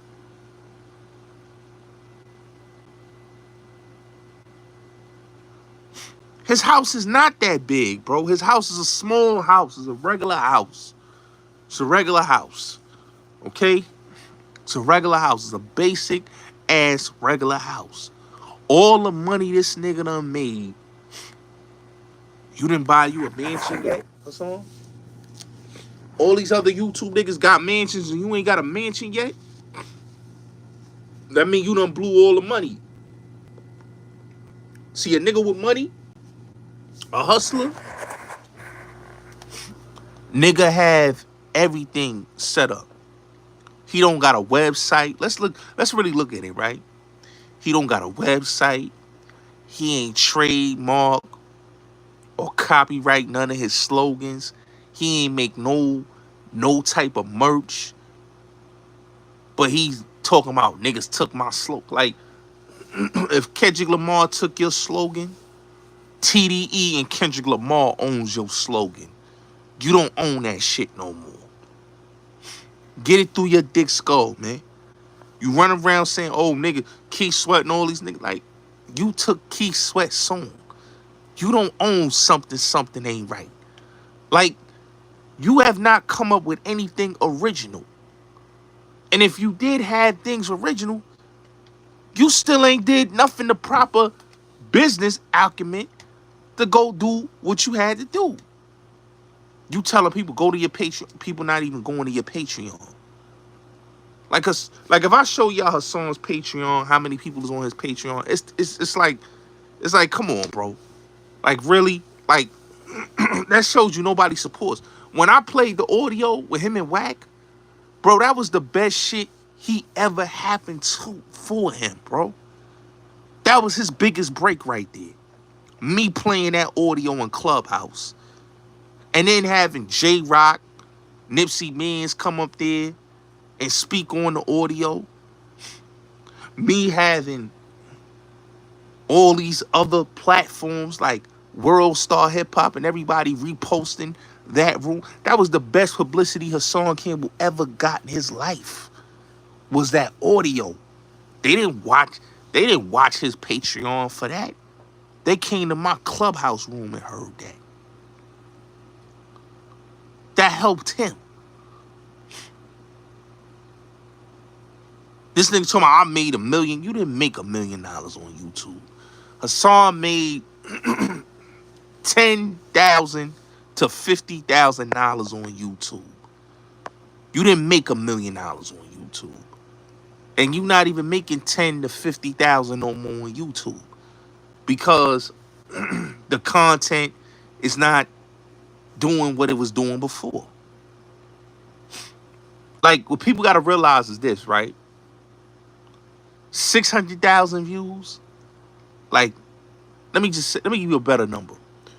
200,000 views, right? If you have a video that's 2,000, I'm talking about 200,000 views, you only making $600 off that video. So plus the ads and the donations, you only making 10,000, maybe 3, maybe 4, maybe 5, maybe 10. You're not making millions of dollars. If you're going overly doing millions of views every video, yeah, you're going to make good 6-7 figures. Hassan ain't make 6-7 figures on here, but he telling y'all that he made, I'm a millionaire. Nigga, you not a millionaire. You a thousandaire. Stop it, bro. That's the delusion. You a thousandaire. Why you gotta come up here and say you a millionaire? If you was a millionaire, bro, you would have had a website popping. You would have had a website. A millionaire, a nigga that's a hustler, nigga that get money, and you complain about niggas took YouTube fucking with my bag, then why you didn't start the website? Why you didn't get the merch popping? Niggas fuck with you. You should have got the Snapbox t-shirts. I gave him the idea. Say, yo, Haas, do the Rocket Snapbox tees. I threw that shit out there for the nigga. Come on, bro. You leasing a car. You say you don't got no license. So that's your woman vehicle, bro. Cause you don't got no license. Your woman bought you the vehicle. You got the vehicle on your woman credit, but the car is leased. You don't own the car. You paying a bill on the car. On both cars. Let's keep it real, man. So stop the cap, bro. Like, you gotta stop the cap. You pimping your kids for money. You leasing a vehicle. Your woman is buying the cars. Like, come on, bro. If it ain't your woman buying it, it's Coral buying the cars. Let's really talk about it, bro. Getting it from Rima. Let's really talk about it, bro. Like I know what's going on, Hassan. Selling the dogs, selling the pit bulls, selling the...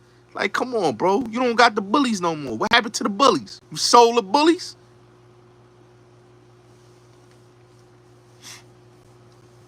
You know? Your family, your sister, you supposed to be...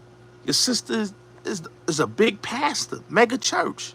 I got nothing but pastors in my family. Successful pastors. Right? Successful. You know what I'm saying? And I get support from them. Your family ain't supporting you. Your sister not supporting you. Your pops not supporting you. What's going on here? They not coming on your channel. You know why? Because they don't really rock with you. How can somebody rock with somebody that be lying?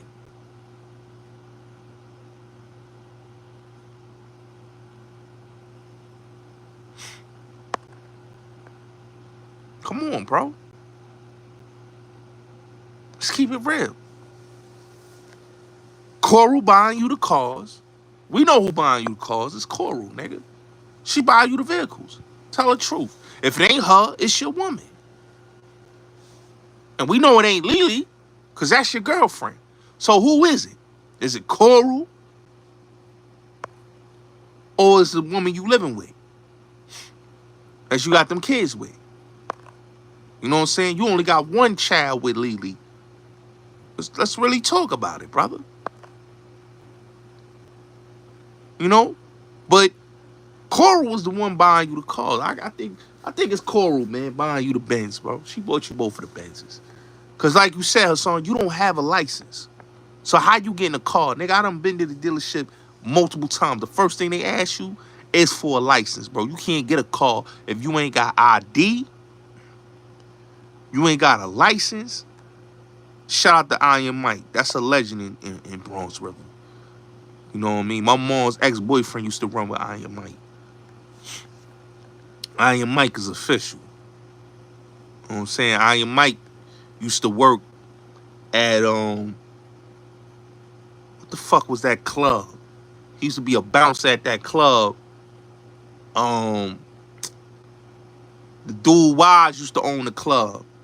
Big Joe, when he first came home, he was bouncing in that club. Mo, you know the club I'm talking about, Mo. Puffing them all of them used to go in there. It was Wise and Big and Dave. Dave from Soundview. Oh, word? Oh, I ain't know he did that, Mo. I ain't know Iron Mike did that.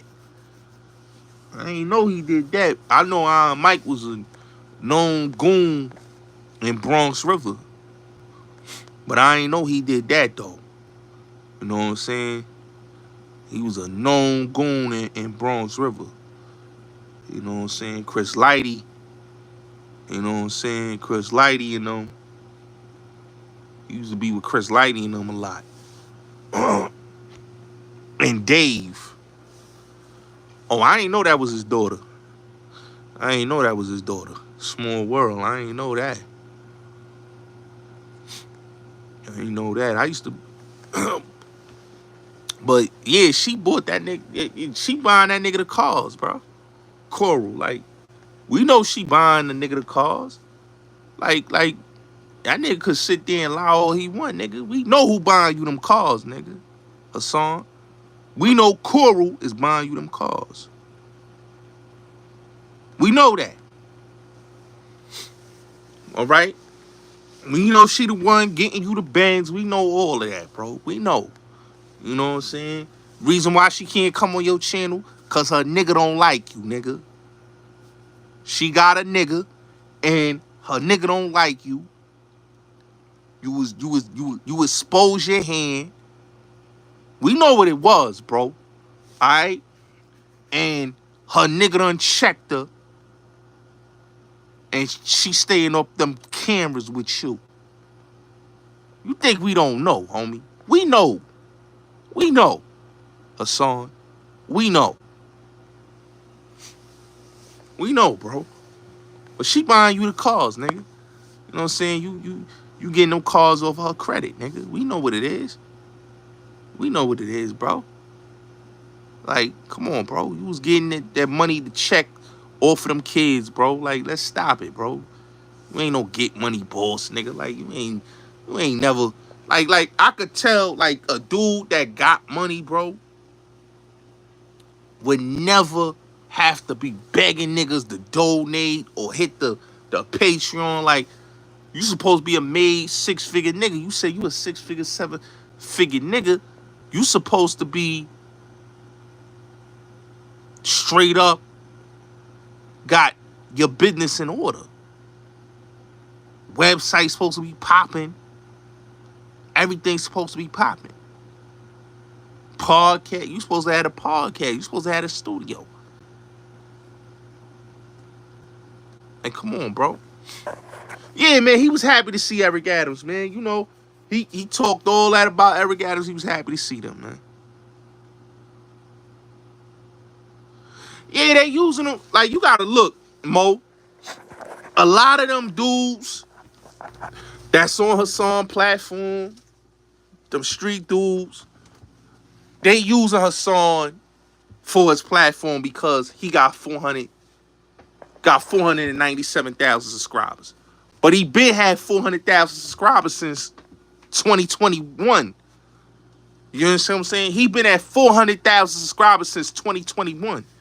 So niggas want to get on a nigga platform because they like, oh, this nigga got some juice.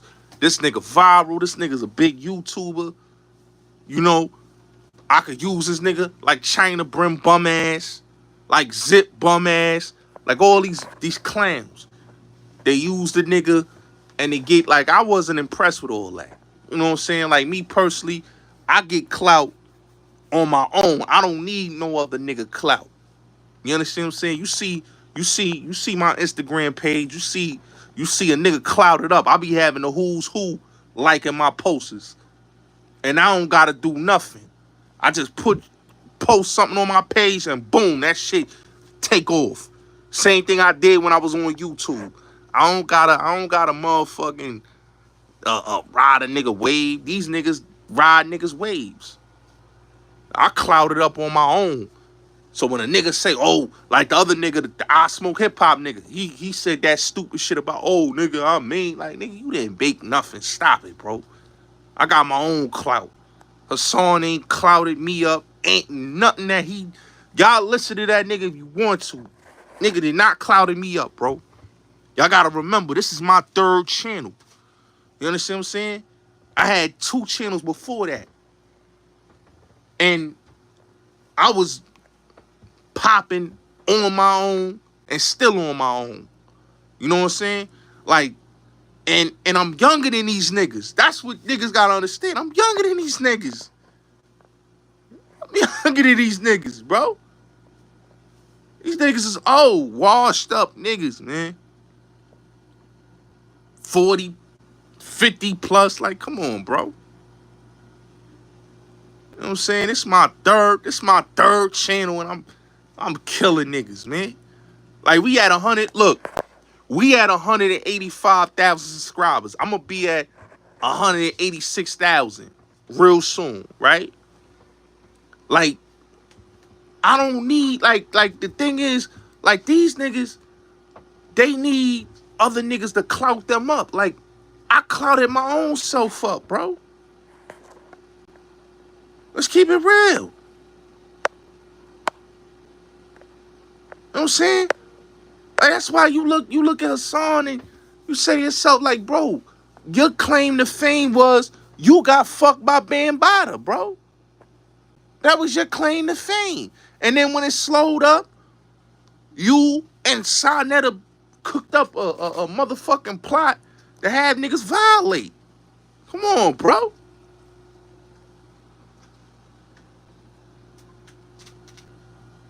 Yeah, you know, but it is, yo, Mo, it is what it is, man. Like, I tell people this all the time, man. Like, when niggas talk about that old video. See, this is what I don't get when people talk about old videos, bro. The video that they be talking about, them niggas ran, the Mexicans, like, first of all, ain't nobody ran down on me, bro. See, people made the situation look what it wasn't, and it's an old footage, my nigga. That shit like 15 years old.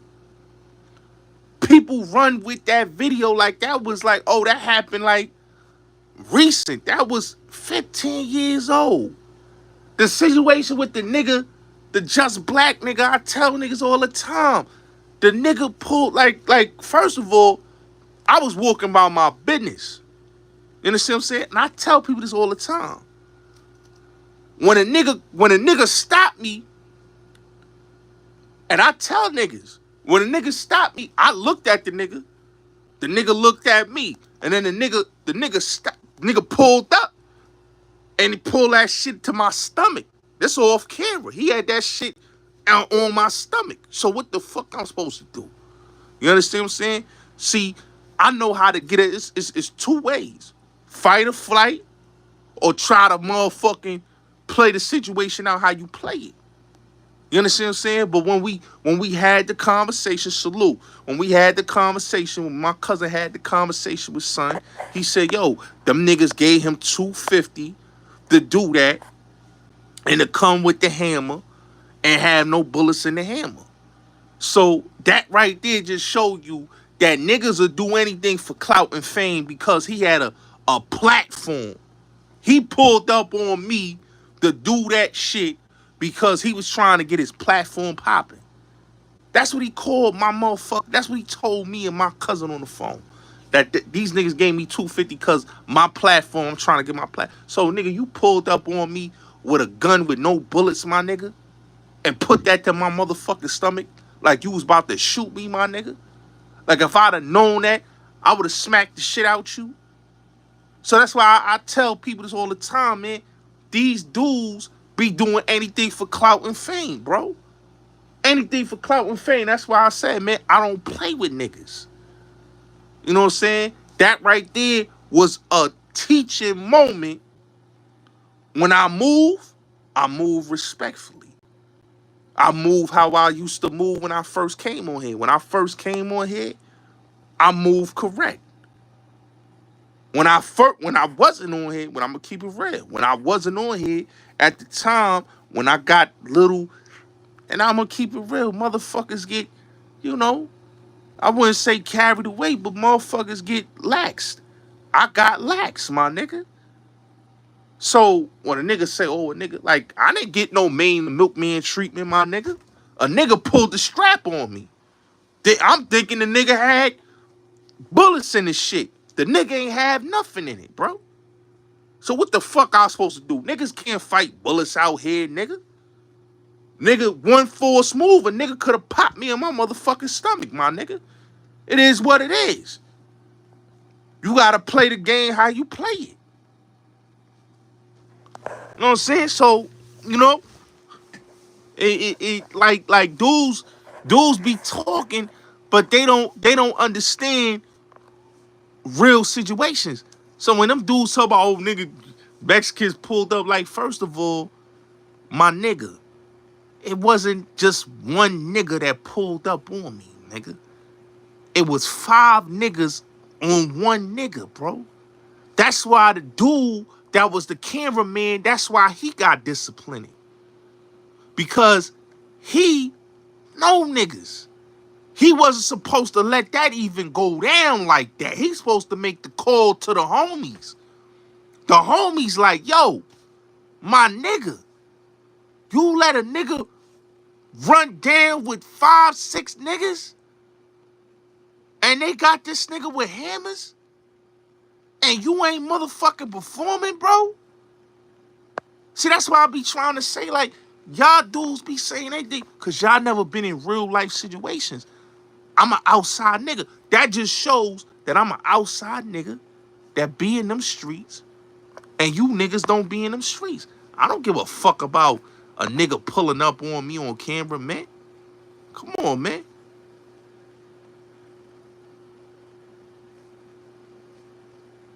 Yeah, you know. And like, I'm gonna keep it real, Mo. Like, I'm not gonna lie. I was gonna grab. I was gonna reach.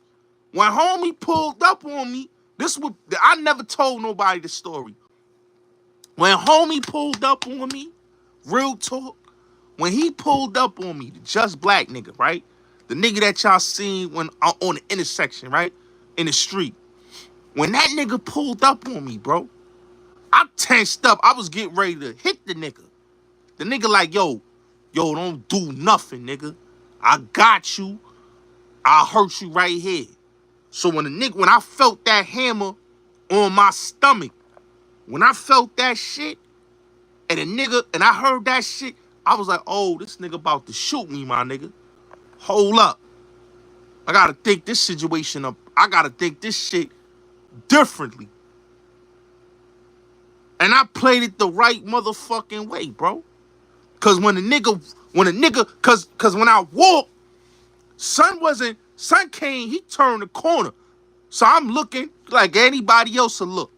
You know what I'm saying? I ain't know the nigga was about to rush me. The nigga walking like anybody else. The nigga just rushed me out of nowhere. And when the nigga rushed me, the nigga pulled the grip on me and had it on my stomach. When me and my cousin talked to the nigga on the phone, the nigga said, yeah, he had the grip on him, but he had no bullets in the gun. So that right there, it made me fucking angry Like, nigga, you pulled the pistol on me, nigga, and you ain't had no fucking bullets in the gun, nigga. Like, that's some weird nigga shit. And the nigga did it, and the nigga told me. The nigga Corey King paid him $250 to do that shit. So that's how I know these niggas be weird and they doing this shit for clout. Nigga said he did it for clout. That's what I said. I'm done beefing with these weird niggas. That's how I said I'm done beefing with these. Because niggas would have lost their fucking life playing with niggas, bro. You understand what I'm saying? Playing with niggas. I don't play with niggas on this internet shit, bro. Because I know niggas not playing with me, bro. You understand what I'm saying? When my cousin reached out to me and he saw that shit, he like, nah, nigga. We ain't having that, bro. We ain't having that. You know what I'm saying? And that's why we was running around out here. We wanted to see if niggas gonna do what they gonna do. And niggas didn't pull up outside, my nigga. So that's why I tell niggas I ain't beefing with these weird niggas, man. These niggas is bitches, bro. They bitches. They don't pull up outside. They don't want no real smoke. They don't want to get in the ring and fight. What the fuck I look like arguing with these weird niggas, man? Niggas is pulling stunts. They pulling pistols on you. And they ain't got no bullets in the gun. But they doing that shit on some fucking internet bullshit. That made me look at these niggas like y'all niggas is weird, bro. That's weird nigga behavior, bro. It's weird nigga behavior, bro. And that's why I said, man, this internet shit, it show you how weird niggas could be on here, man. With niggas faking shootings. Look at Hassan Campbell, bro. He one of them niggas that'll fake a shooting, bro. You understand what I'm saying? He will fake a fucking shooting. Just to get on a nigga platform, bro. So that's why I said, man, what I look like beefing with these dudes. Like, that shit with Artist Morrison. Like I told people, right? And I'll say this again, right? That was one of the corniest shits I ever saw in my life, nigga. A nigga that's 6'5" or 6 foot, whatever, however tall that goofy nigga, the nigga with the no teeth, you running down on a nigga on the internet, and you not doing that to nobody else, bro.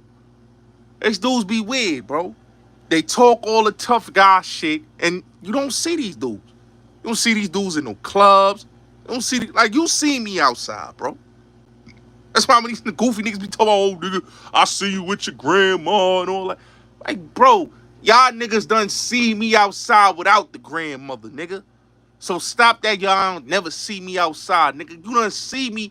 Yo, bro, this is what I don't get with these dudes. When they keep saying they don't never see me outside. Bro, yo, my nigga, I was at my man's video shoot. Me and my cousin was at LG. Nigga pulled up, internet nigga, pulled up out there to fuck with the hood TMZ nigga. Another weirdo nigga.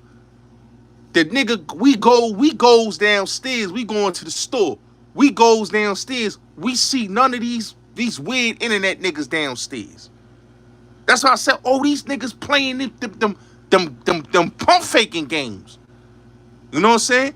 Cause we gonna do it to you. If we catch you, we gonna do it to you outside. We gonna do it to you. It's only right.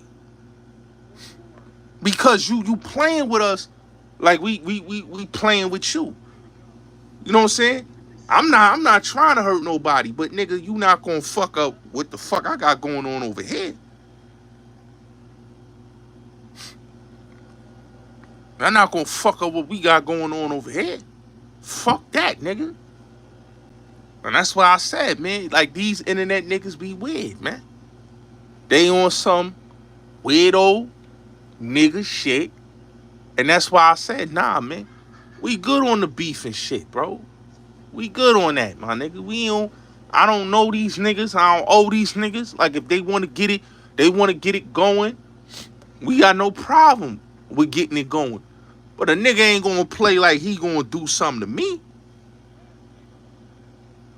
You know what I'm saying? Like, I laugh at these dudes when they come online and talk all that extra tough, gritty shit.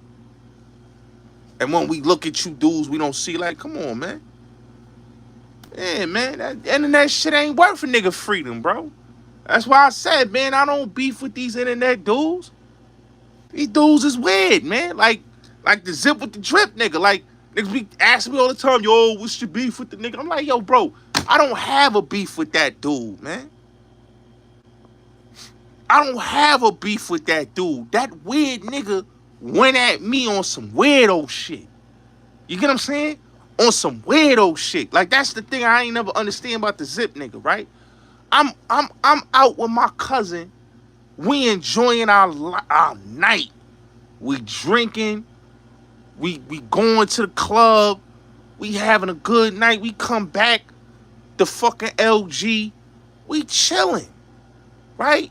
We chilling. We ain't beefing. We chilling, nigga. You understand what I'm saying?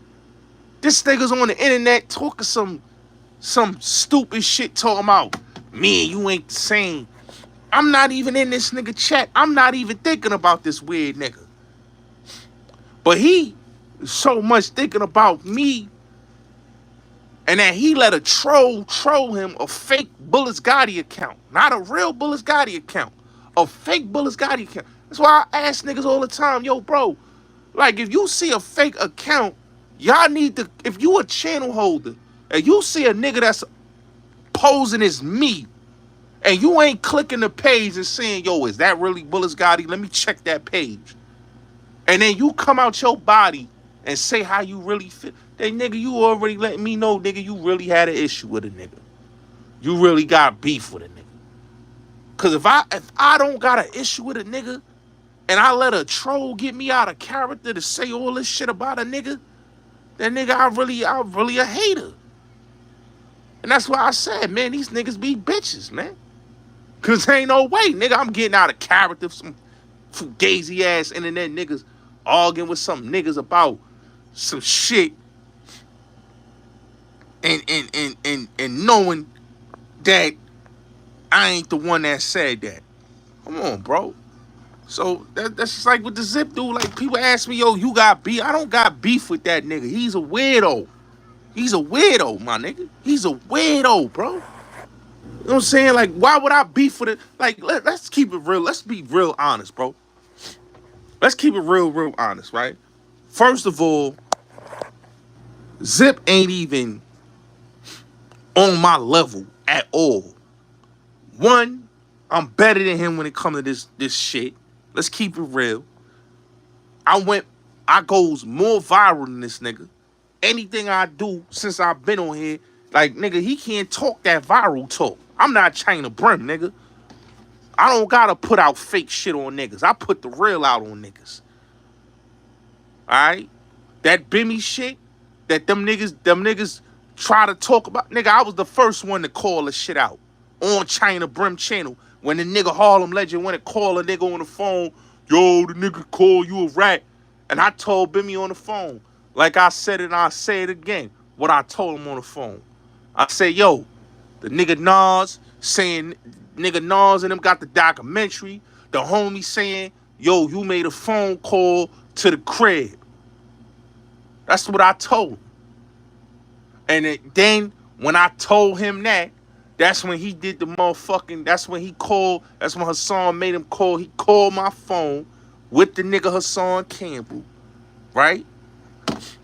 Well, Hassan like to lie and say that goofy shit, that basically he saved my life and you heard Bimmy said out his own mouth. That's a lie. That's a lie. But when we had the phone conversation, it was what it was. You know?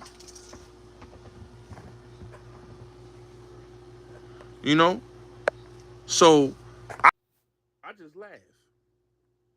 You know what I'm saying? I just laugh at these dudes. You know?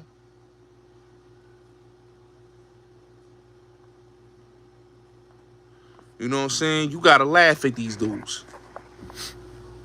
You know what I'm saying? Cause when you really look at these dudes, man, they comical. But I was the first one to bring that conversation to the internet. You know what I'm saying? I brought that shit to the internet. These niggas wasn't talking about that. None of these dudes. The only reason why Zip talked about it because he was beefing with the goofy nigga, the 10 toes down nigga. He was beefing with that nigga. That's the only reason why he did that. He's beefing with 10 toes, and he was mad that 10 toes was going at him. That he went like, come on, bro. You gotta look at these dudes, Mikey B, all these fucking clowns, man. Old niggas going through midlife crisis, bro. Old niggas going through midlife crisis, bro. And got issues with me. I don't got no fucking issues with you old niggas. Like, I speak to real certified OGs. When they speak to me, it's salute. I fuck with you, King. You doing your thing. I don't get no hate from them niggas, from them real OGs. I get hate from these fake ass OG ass niggas. These niggas that talk this, I'm official, I'm a gangster, I did this bid, I'm a this, I'm a that. And these dudes be fucking certified frauds and liars, man. You know what I'm saying? Poo-put ass niggas, man. That's all they is, bunch of poo-putts. And then you got these dudes, like I said, man, you got these dudes like Hassan, they all the same, they no different than Hassan. All of them, the China Brims, the Zips, they all the same, bro. All these dudes is the same, bro. They all the same. Their stories is all the same. It's just, it's comical relief to me. That's what I call it, comical relief, bro. And these grown men, it's comical relief. And they love being comical. Because, let's keep it real, they can't live in their own reality. They haters, they broke. And they feed this illusion that they official. You know? And it's crazy. You know? So that's why I tell people, I don't gotta argue with these dudes. Argue with yourself, nigga. Cause when we look at you, we can see that this is all smoke and mirrors and deception, bro. You know what I'm saying? Dudes work on it. They work themselves to believe that, oh yeah, we official and we tough guys. Yeah, y'all tough guys, all right, man. Fucking clowns. You know what I'm saying? Like, that's why I'm like, yo, I wish y'all the best, man. But like tomorrow, I got an interview coming tomorrow, right? That I'm dropping on the channel, right? Now I told y'all the story about Shorty and her son, right? I'm bringing Shorty on my channel so he could tell his story. You understand what I'm saying? See, one thing about me is that I give niggas good content that these niggas can't get. Peace Candy, how you? Callie with love, can you put my Cash App in the chat, please? Peace to the Queen, Callie with love in the building. Like, I don't understand how these dudes could sit up here and be synonymous, right? To really believe that we care about y'all niggas fake ass stories. I don't give a fuck about y'all niggas fake ass stories. The niggas that watch you niggas, cause the niggas that watch you niggas is lames anyway. They lames anyway. Cause a nigga, a lame dude that wanna hear a dude that can't tell you anything in life. What the fuck did these dudes could ever tell you in life they ever did? But be crash outs, but be flunkies, but be bum ass niggas that went to jail for what? For bum ass shit. Let's keep it real. They sit up there and tell you what? What they telling you? Niggas done had sex with men. All these niggas, like, if you look at these niggas, like, look at these dudes' lifestyle, bro. They all fuck men. They got suspect men, like, dudes is suspect as fuck, my nigga. Like, the Mikey B dude, he don't got no kids. Nigga had a vasectomy. He living with a bitch that can't have no kids or whatever. They both can't have no fucking kids, right? And this nigga's on YouTube crying about two niggas that's living the life that he wish he can live. They around all the big celebrities. Ty, Webb, they all around all the celebrities. This nigga is fucking going to work, doing construction with dirty boots, right? Dirty boots, dirty jeans, with a fucking hard hat and a fucking vest on. And this dude got the nerve to be talking about somebody, and this motherfucking clown going to work every day with a hard hat on and dirty fucking jeans, mad at fucking life.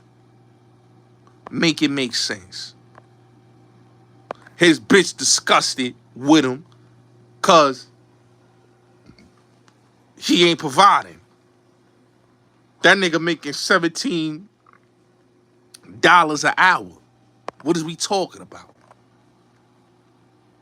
That's a damn shame, nigga. Old washed up nigga talking about what he did in jail, bro.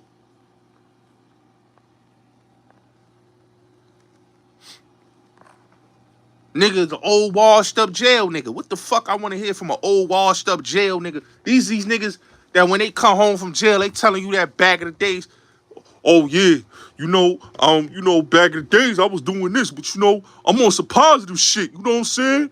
I'm trying to stay up out the streets. I'm taking care of kids. Like, I look at them niggas like, yo, my nigga, get the fuck out my face, man. You was a fucking clown, nigga. Like, get the fuck out my face, nigga. What the fuck is you talking about, bro? You gotta look at them niggas like, what the fuck is you talking about, bro? You went to jail to understand that your life that you had to change your life because you was a fuck up. Like, what are we talking about, bro? Like, I just listen to these niggas and I say to myself, yo, bro, who the fuck want to listen to you dudes, bro?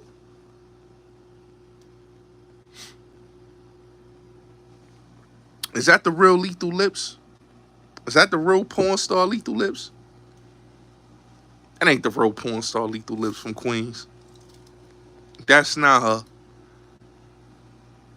Put a 1 in the chat if that's you. But all right, you over here using her name like you the porn star. You know what I'm saying? But yeah, man, them niggas is like, fuck a Mikey B, man. Oh, I know you? How I know you, Lethal Lips? How I know you? You gotta tell me. Them niggas is bozos, man. Like Mikey B, all them niggas, man. Like Mikey B's the biggest bozo. All right, DM me on IG. Or comment on one of my pictures. If you know my IG is Bullets Gotti. If you can't come in my motherfucking you can hit my DM. Or if you can't hit the DM, just comment on my pictures. Yeah. But yeah, man. Niggas is bozos, man. You got Zip, he worked for Nitya. Like, I just look at these cruddy niggas and just say, yo, these niggas is weird, my nigga. Like China Brim, that nigga's... Yo, let me tell y'all something about that nigga right there, man. The China Brim nigga, that nigga is the worst, bro. That nigga's the worst. Because this is my thing with him, right? You took my man's story, you run around with Tigo Billy's story, right? Your platform is based off of what? What is your platform really based off? It's based off of you just saying a bunch of bullshit. my nigga. A bunch of fucking bullshit. And not only that you saying a bunch of fucking bullshit, but you cause a lot of fucking beefs in the streets and in the jails, and then you motherfucking you on YouTube, you know, being a day room nigga. You feel me? You on YouTube being a day room nigga. But you out here causing deception, bro. Because you's a sucker, and you know you a sucker. You know, and that's why I can't respect the China Brims. I can't respect none of these dudes, man. I can't respect none of these dudes. And Hassan is the one that, oh yeah, you gotta do this. Go at these rappers. Go at these. Listen to what these niggas say. They talk the same shit Hassan be talking. Go at these entertainers. Y'all niggas is bums, bro. Instead of y'all niggas coming with some good quality content, y'all doing what bum niggas do. Bum ass niggas. That's why I say, man, like, a nigga don't compare me to these niggas. I don't want to be compared to Hassans. I don't want to be compared to none of these bum ass niggas. I don't like none of these niggas. I don't want to be friends with none of these niggas. I think all these niggas is lames. I think they old. I think they fucked up in the head. I think a lot of them niggas is mentally disturbed and they bored with life. Okay? When you got niggas, you look at it, when you got niggas like this, that's 40 fucking plus, 50 fucking plus, running around on YouTube, acting like goofies, they fucking goofies. Like the Mac memes, the Tent, all of these dudes. All these dudes, they fucking goofies. Like when niggas talking about I smoke hip hop, like I don't know who the fuck gave I smoke hip hop. I don't give a fuck who gave him. That nigga, let me tell y'all something about that nigga. And this is the last time I speak about that bozo. I'm gonna say this about I Smoke, right? Cause he pissed me off with that video. That shit pissed me the fuck off, bro. And I'm really address this, and then I'm off this, cause I gave y'all a good live, right? This bitch ass nigga goes on his platform and say that derogatory shit. Like, I really want an apology from that nigga. Because when you come on your live, when you come on your video and say niggas woulda, I made you and niggas only fuck with you because of me. And what else he said? What else this goofy nigga said? I saved your life. Niggas wanted to do this to you. And I'm listening to this dude, and it's like, yo, you didn't come out of love. You came out of malice and hate, my nigga. And that's when I understand that, yo, these dudes be silent haters. Didn't I tell y'all this other day? Silent haters. Niggas be silent haters. I Smoke Hip Hop was a silent hater. He was in the cut, low-key hating. He was waiting to say something. And I knew eventually he was going to do what he did. Now, this is the nigga that got his teeth knocked the fuck out in Germany. Right? Got beat the fuck up in Germany. Teeth knocked the fuck out. This is the dude that got shot up, ran to the military, right? Because he tried to play street and he got shot up. Nigga, I ain't never got shot up, nigga. Nigga ain't never knocked my jibs out my mouth. You got your jibs knocked out. How the fuck you gonna talk about you saving me and you this and you helped me? Nigga, I helped you. You ain't helped me. You know what I'm saying? But that's Bless One's story. You understand what I'm saying? That's Bless One's story. Then he gonna talk about, oh, I can't get... Nigga, you can get in contact with me, nigga. You talk to me behind the scenes on DM. So when he said, yo, I can't get in contact... How you can't get in contact with me? And nigga, I got a hold on one second. Hold on one second. Let me show y'all some shit. See, I hate when these niggas be lying, bro. These fucking internet niggas, man. Like, that's why I be telling y'all, man. These internet niggas is internet niggas. And they gonna always be internet niggas to me. Because When you show who these niggas is, just like I had to expose behind the bar, I gotta expose this nigga. Because when a nigga sit up there and lie and say, yo, you ghost, you Casper the ghost, like Casper the ghost. Dogs, I ain't never been Casper the ghost, nigga. You could reach out to me. Like everybody else could reach out to me. But I'm about to show you when this nigga lied and said I'm Casper the ghost. Hold on, I'm about to show y'all real quick. Because that's the statement he made. He said, yo, you Casper the ghost. Said, Bullets Gotti is Casper the ghost. Word to my mama. That's crazy. I'm about to show y'all right now, ladies and gentlemen. I smoke hip-hop. This last time this nigga reached out to me, man. In April. See this? But he said I was Casper the ghost. You can't get in contact with me. See this?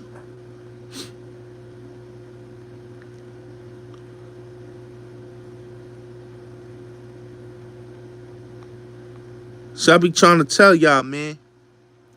These niggas be weird, man, like baby fucking mamas, man. Emotional ass niggas, man. Emotional ass niggas, man. Niggas say, yo, that nigga Casper the ghost, he can't reach out to me. That's what he said in his live stream, bro. Y'all see that, what I just showed y'all, right?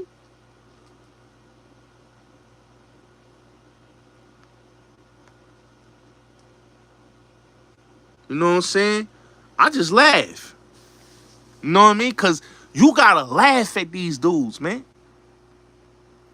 You gotta laugh at these dudes, man. You gotta laugh at I Smoke. You gotta laugh at Hassan. You gotta laugh at, you know, all these dudes. Look, like I said, look at, like even the other nigga, Mac, Shaw Banks, right? He posts me up on his channel. Like I said this again. Like, I don't got shit to do with none of you niggas, bro. So I don't know why y'all keep trying to send me y'all videos like a nigga fuck with y'all, bro. Like, first of all, nigga, you and that same nigga slandered me.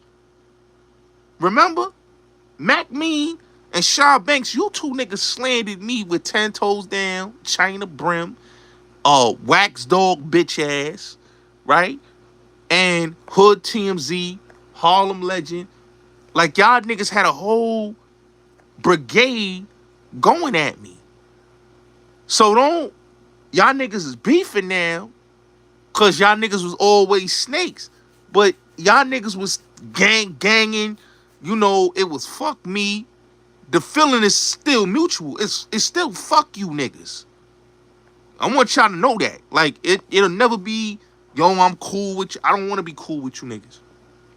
Like Jamal Saladin, another nigga. That nigga be reaching out. Nigga, I don't want to fuck with you, nigga. You up there, you was the main one. Oh yeah, nigga. Nigga was fucking with trannies. You was the main one with them niggas. Why the fuck would I want to fuck with niggas that lied and slander like 10 toes? Like, niggas don't know. 10 toes been reaching out. He stay reaching out trying to squash. Yo, I think you need to squash with the nigga 10 toes. I'm about to blow it up. Let me blow it up and show y'all. Yo, I think you need to squash with son, man. You know what I'm saying? He another nigga. He reached out to me trying to push the whole Bimmy shit. Look at this shit. Look at this shit. This is why I be trying to tell y'all, man. These niggas will violate and then they'll reach out. Look at this shit. It's 10 toes down, man. This is what I be trying to tell y'all, man. These dudes be reaching out. And it's like, yo, bro, y'all niggas want to reach out and touch and want to support. But y'all was the same niggas that try to kill my movement and try to kill my brand. And you niggas think I want to fuck with niggas that try to kill my movement and kill my brand. Y'all niggas try to take food out of my mouth, bro. You niggas try to take food out of my mouth and my belly, bro. You niggas try to stop my progress. Y'all niggas was to the point, y'all was trying to stop niggas from doing interviews with me, man. All you niggas. The Mac Means, the 10 Toes, all you niggas, the China Brims, the Harlem Legends, all you niggas was on that type of campaign to stop my campaign, bro. I smoke hip hop. Nigga, you doxed me, bro. You forgot? You put a whole interview out there lying on my name, saying a nigga ran up in my house, bro. And you ain't never corrected that. You talking about nigga, oh nigga, you play with my wife. Nigga, you play with my family, bro. What the fuck is you talking about, bro? That's why I said, man, like niggas be having amnesia or some shit, bro.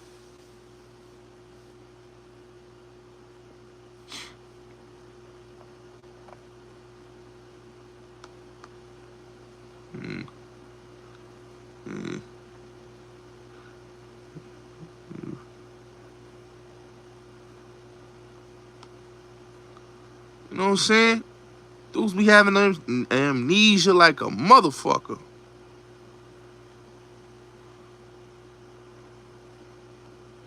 You know what I'm saying? Like, I wish I would peace treaty with these niggas. I'm not y'all niggas, man. I don't pop shit, apologize, want to squash beef. Like, come on, bro. Y'all niggas try to stop my progress, bro. Y'all forgot what y'all did. Y'all forgot the lie that y'all put out there. Oh, this nigga was on the phone. 10 Toes could have corrected that and say, nah, man, that was a chick I was dealing with. Me and the chick Remy Roja and all us put a plan together to slander. Wax Dog, all you niggas did that for what? And the funny thing is, I wasn't even addressing none of you niggas. I was addressing the white boy 1090 Jake. Y'all niggas stuck your neck in there being Captain Saving Hoe, and now y'all niggas got issues with the white boy. But when I was going at the white boy, y'all was trying to slander and destroy my platform. That's why I said the nerve of y'all dudes, man. The nerve of y'all dudes. The nerve of y'all fucking dudes, man. The nerve of y'all fucking dudes, man. Real talk. Y'all dudes is nothing but characters.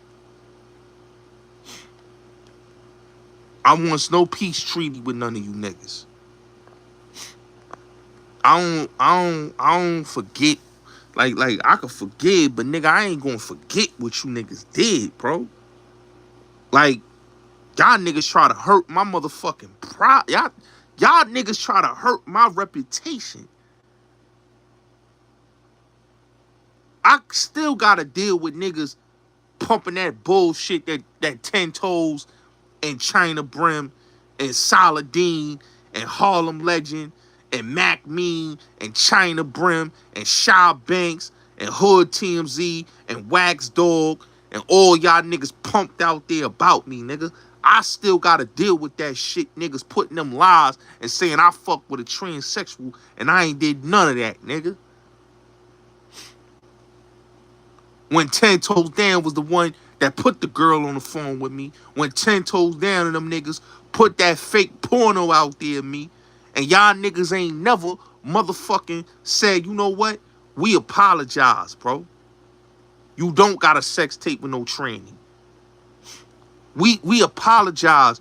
You wasn't on the phone with no transsexual. Y'all niggas pumped that bad dope on me, bro. And y'all niggas want peace? The fuck I look like? Do I look like Boo Boo the Fool to y'all niggas? Wax Dog's another one. This nigga reached out to me too. Another nigga. Let me show y'all this weird old nigga. This weird old nigga. Another weird old nigga. Another weird old nigga. He reached out for peace. That's what I'm saying, bro.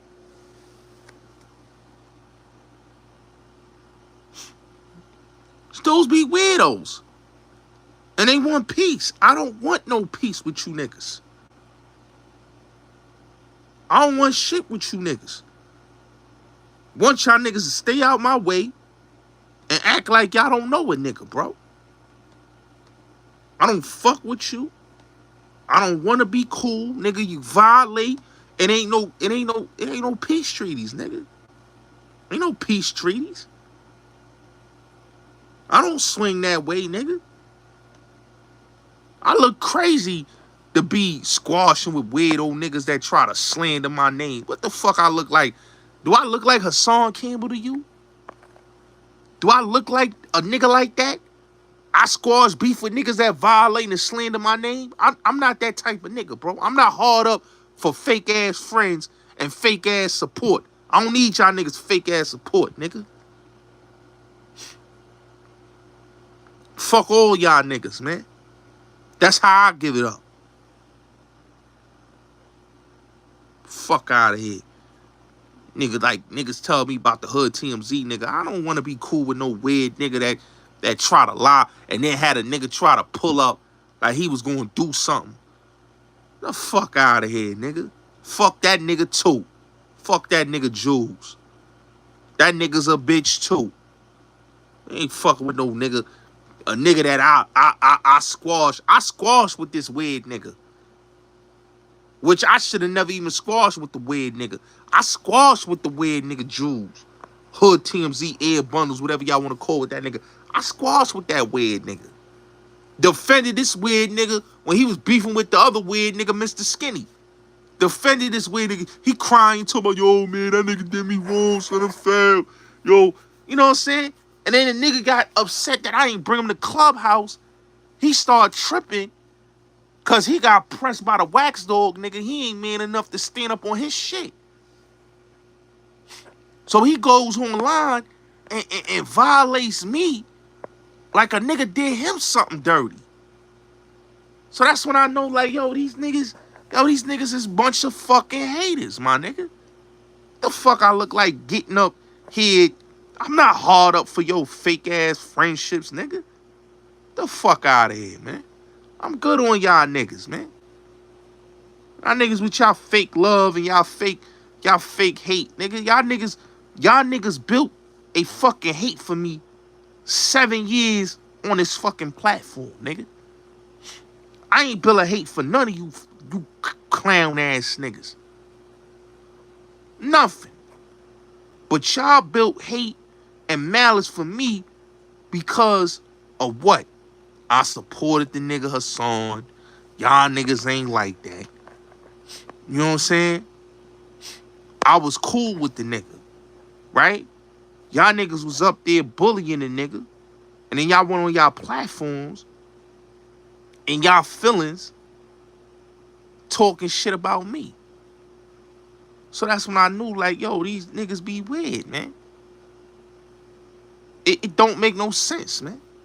It don't make no sense, bro. You know what I'm saying? It don't make no sense, bro. You know? So that's why I said, man, at the end of the day, man, I'm working on my shit. I'm Portuguese, actually. My great-great-grandfather's Portuguese. So I know a little bit of Portuguese. But my great-great-great-great-grandfather's Portuguese. I don't know what mind you to ask that, but yeah, my great-great-grandfather was Portuguese, brother. But that's interesting for you to ask that question.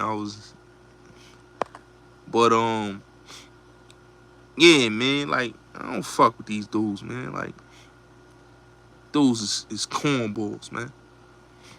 Niggas get on the platform and then want to talk about, yeah, yo, Gotti, man, let that shit go. That's in the past, nigga. I ain't letting shit go, nigga. You know? I ain't letting shit go. Y'all niggas could have retracted y'all statements about me, and then I would have let shit go. Y'all dudes could have got on y'all platforms and say, you know what? Yo, that was wrong of us to lie on Bullets, man. We slandered that dude. Yo, that dude ain't messing with no transsexuals. You know what I'm saying? Y'all niggas lied. Same thing with the nigga oh so Bosley. Like niggas ask me, yo, why you don't let the Bosley shit go? Bosley took food out my motherfucking mouth. I would never let shit go with that nigga. I made sure when I destroy completely with that nigga. Cause that nigga took food out my motherfucking mouth. And then that nigga had the nerve to call me a motherfucking a sex offender. And I ain't got no fucking sex offender charges. And that nigga didn't even retract that statement that the dirty ass Rudy Lowe baby mama, the punk ass bitch, Hazel Eyes, that punk ass bitch, I'ma say it because she lied. You understand what I'm saying? The bitch lied on my name and said something and said, yeah, I'm gonna get the paperwork and I'm gonna expose that nigga. And that weird bitch pumped that fucking shit on my name. And then the bitch wonder why I don't fuck with her. Cause bitch, you lied on me, bitch. You fucking lied on my name and try to destroy my platform. And because they ain't had no paperwork on me and they lied, the bitch ain't never apologized for saying that stupid shit that she said on that nigga channel. And that clown nigga ain't apologized. The nigga was mad that he couldn't even get the paperwork. So that's why I say when niggas say, yo, Gotti, why you so hard on these niggas? Ask these niggas why I'm so hard on them. Ask these niggas why they had to lie on me. Ask these niggas why they couldn't beat me with a fucking honest fucking debate. But they came on here and try to fucking lie on my name like a nigga supposed to eat that and they could just go and motherfucking go away with what the fuck they said about me. And get the fuck out of here, my nigga. Niggas is clams. It's fucking clams. It is what it is. You know what I'm saying? I don't got nothing else to say. Like I said what I said tonight, man. Motherfuckers could say whatever the fuck they want to say. A nigga gonna act like I'm supposed to squash or be cool. I ain't cool with none of you niggas. Y'all ain't never getting that support. Y'all ain't like, what? None of that. We ain't being cool. We ain't friends. I don't rock with none of y'all dudes. You know what I'm saying? Y'all need to be lucky that I don't pull up on none of y'all and really get it popping with some of y'all dudes for the lies that y'all put out there. Cause y'all niggas is bitches for even trying to lie on somebody that y'all don't even fucking know. Hey, peace to Scotland. Angela, peace to you. Much love to Scotland. Yeah, but these dudes is weird, man. You know what I'm saying? Hey, yo, Tank, man. Don't be timing people out in my chat, bro. What's wrong with you? You know, so, yeah. So, it is what it is. You know what I'm saying? I said what I said. I don't got nothing else to say tonight, man. You know what I'm saying? Like, sometimes you gotta vent, man. You gotta let niggas know, man. Like, fuck all these niggas, man. Like, nah, you don't time out whoever you want, my nigga. You got me fucked up, bro. You got me fucked up with that shit. I think you need to redirect that statement. Cause you can get packed the fuck up. I don't know, bro. I don't know. He out there in the West, bro. He got a ranch. He got a ranch out there in the West. Q. So I don't know, man. He into that life. He into that ranch life. Yeah, man. You know what I'm saying? So, yeah, man.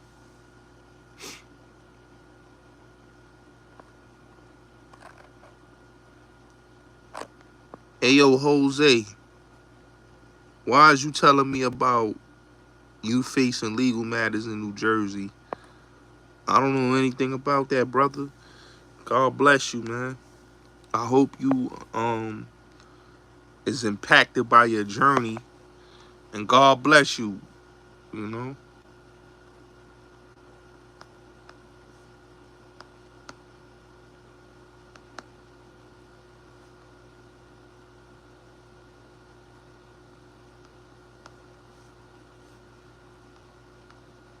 You know. But yeah, y'all know what it is. Salute to y'all, man. Y'all have a blessed week. Oh, that's crazy. That's crazy. Sorry to hear that, Jose. I hope everything works out for you, brother. That's crazy though. But yeah, man. You know, these dudes is fucking cornballs, man. Like, Hassan, you a fucking cornball, bro. Like, what you said out your mouth was crazy. You know? Like, you got on your motherfucking, your bully pulpit to lie on me and say bum ass nigga. Nigga, you the bum ass nigga, bro.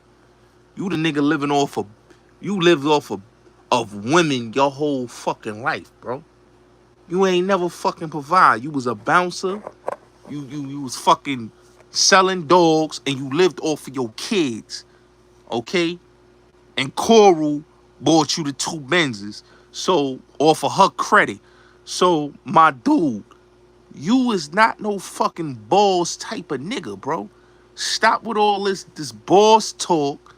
Stop with all this motherfucking you a real this, a real that. Stop with it, bro.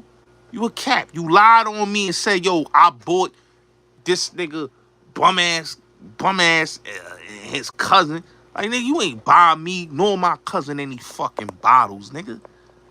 You gave Swelly $1,000. You gave Checkmate $1,000. You ain't give me and my cousin no $1,000, nigga. I had money to buy drinks. All right? You came with your peoples and you was giving them money like it was an allowance. So make it make sense, bro. Like, I don't, and it ain't no disrespect because I ain't dissing anybody. But I'm just saying, bro. Talk facts.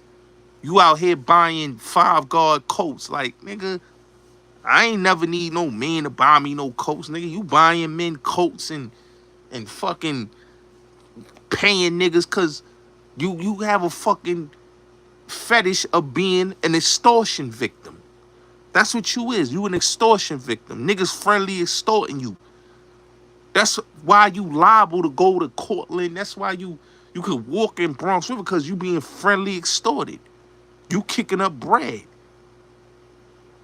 I'm not kicking up bread to nobody. You kicking up bread, my nigga. Get that clear and get that right. With that being said, y'all have a blessed morning, man. Ain't nothing else to say to this sucker.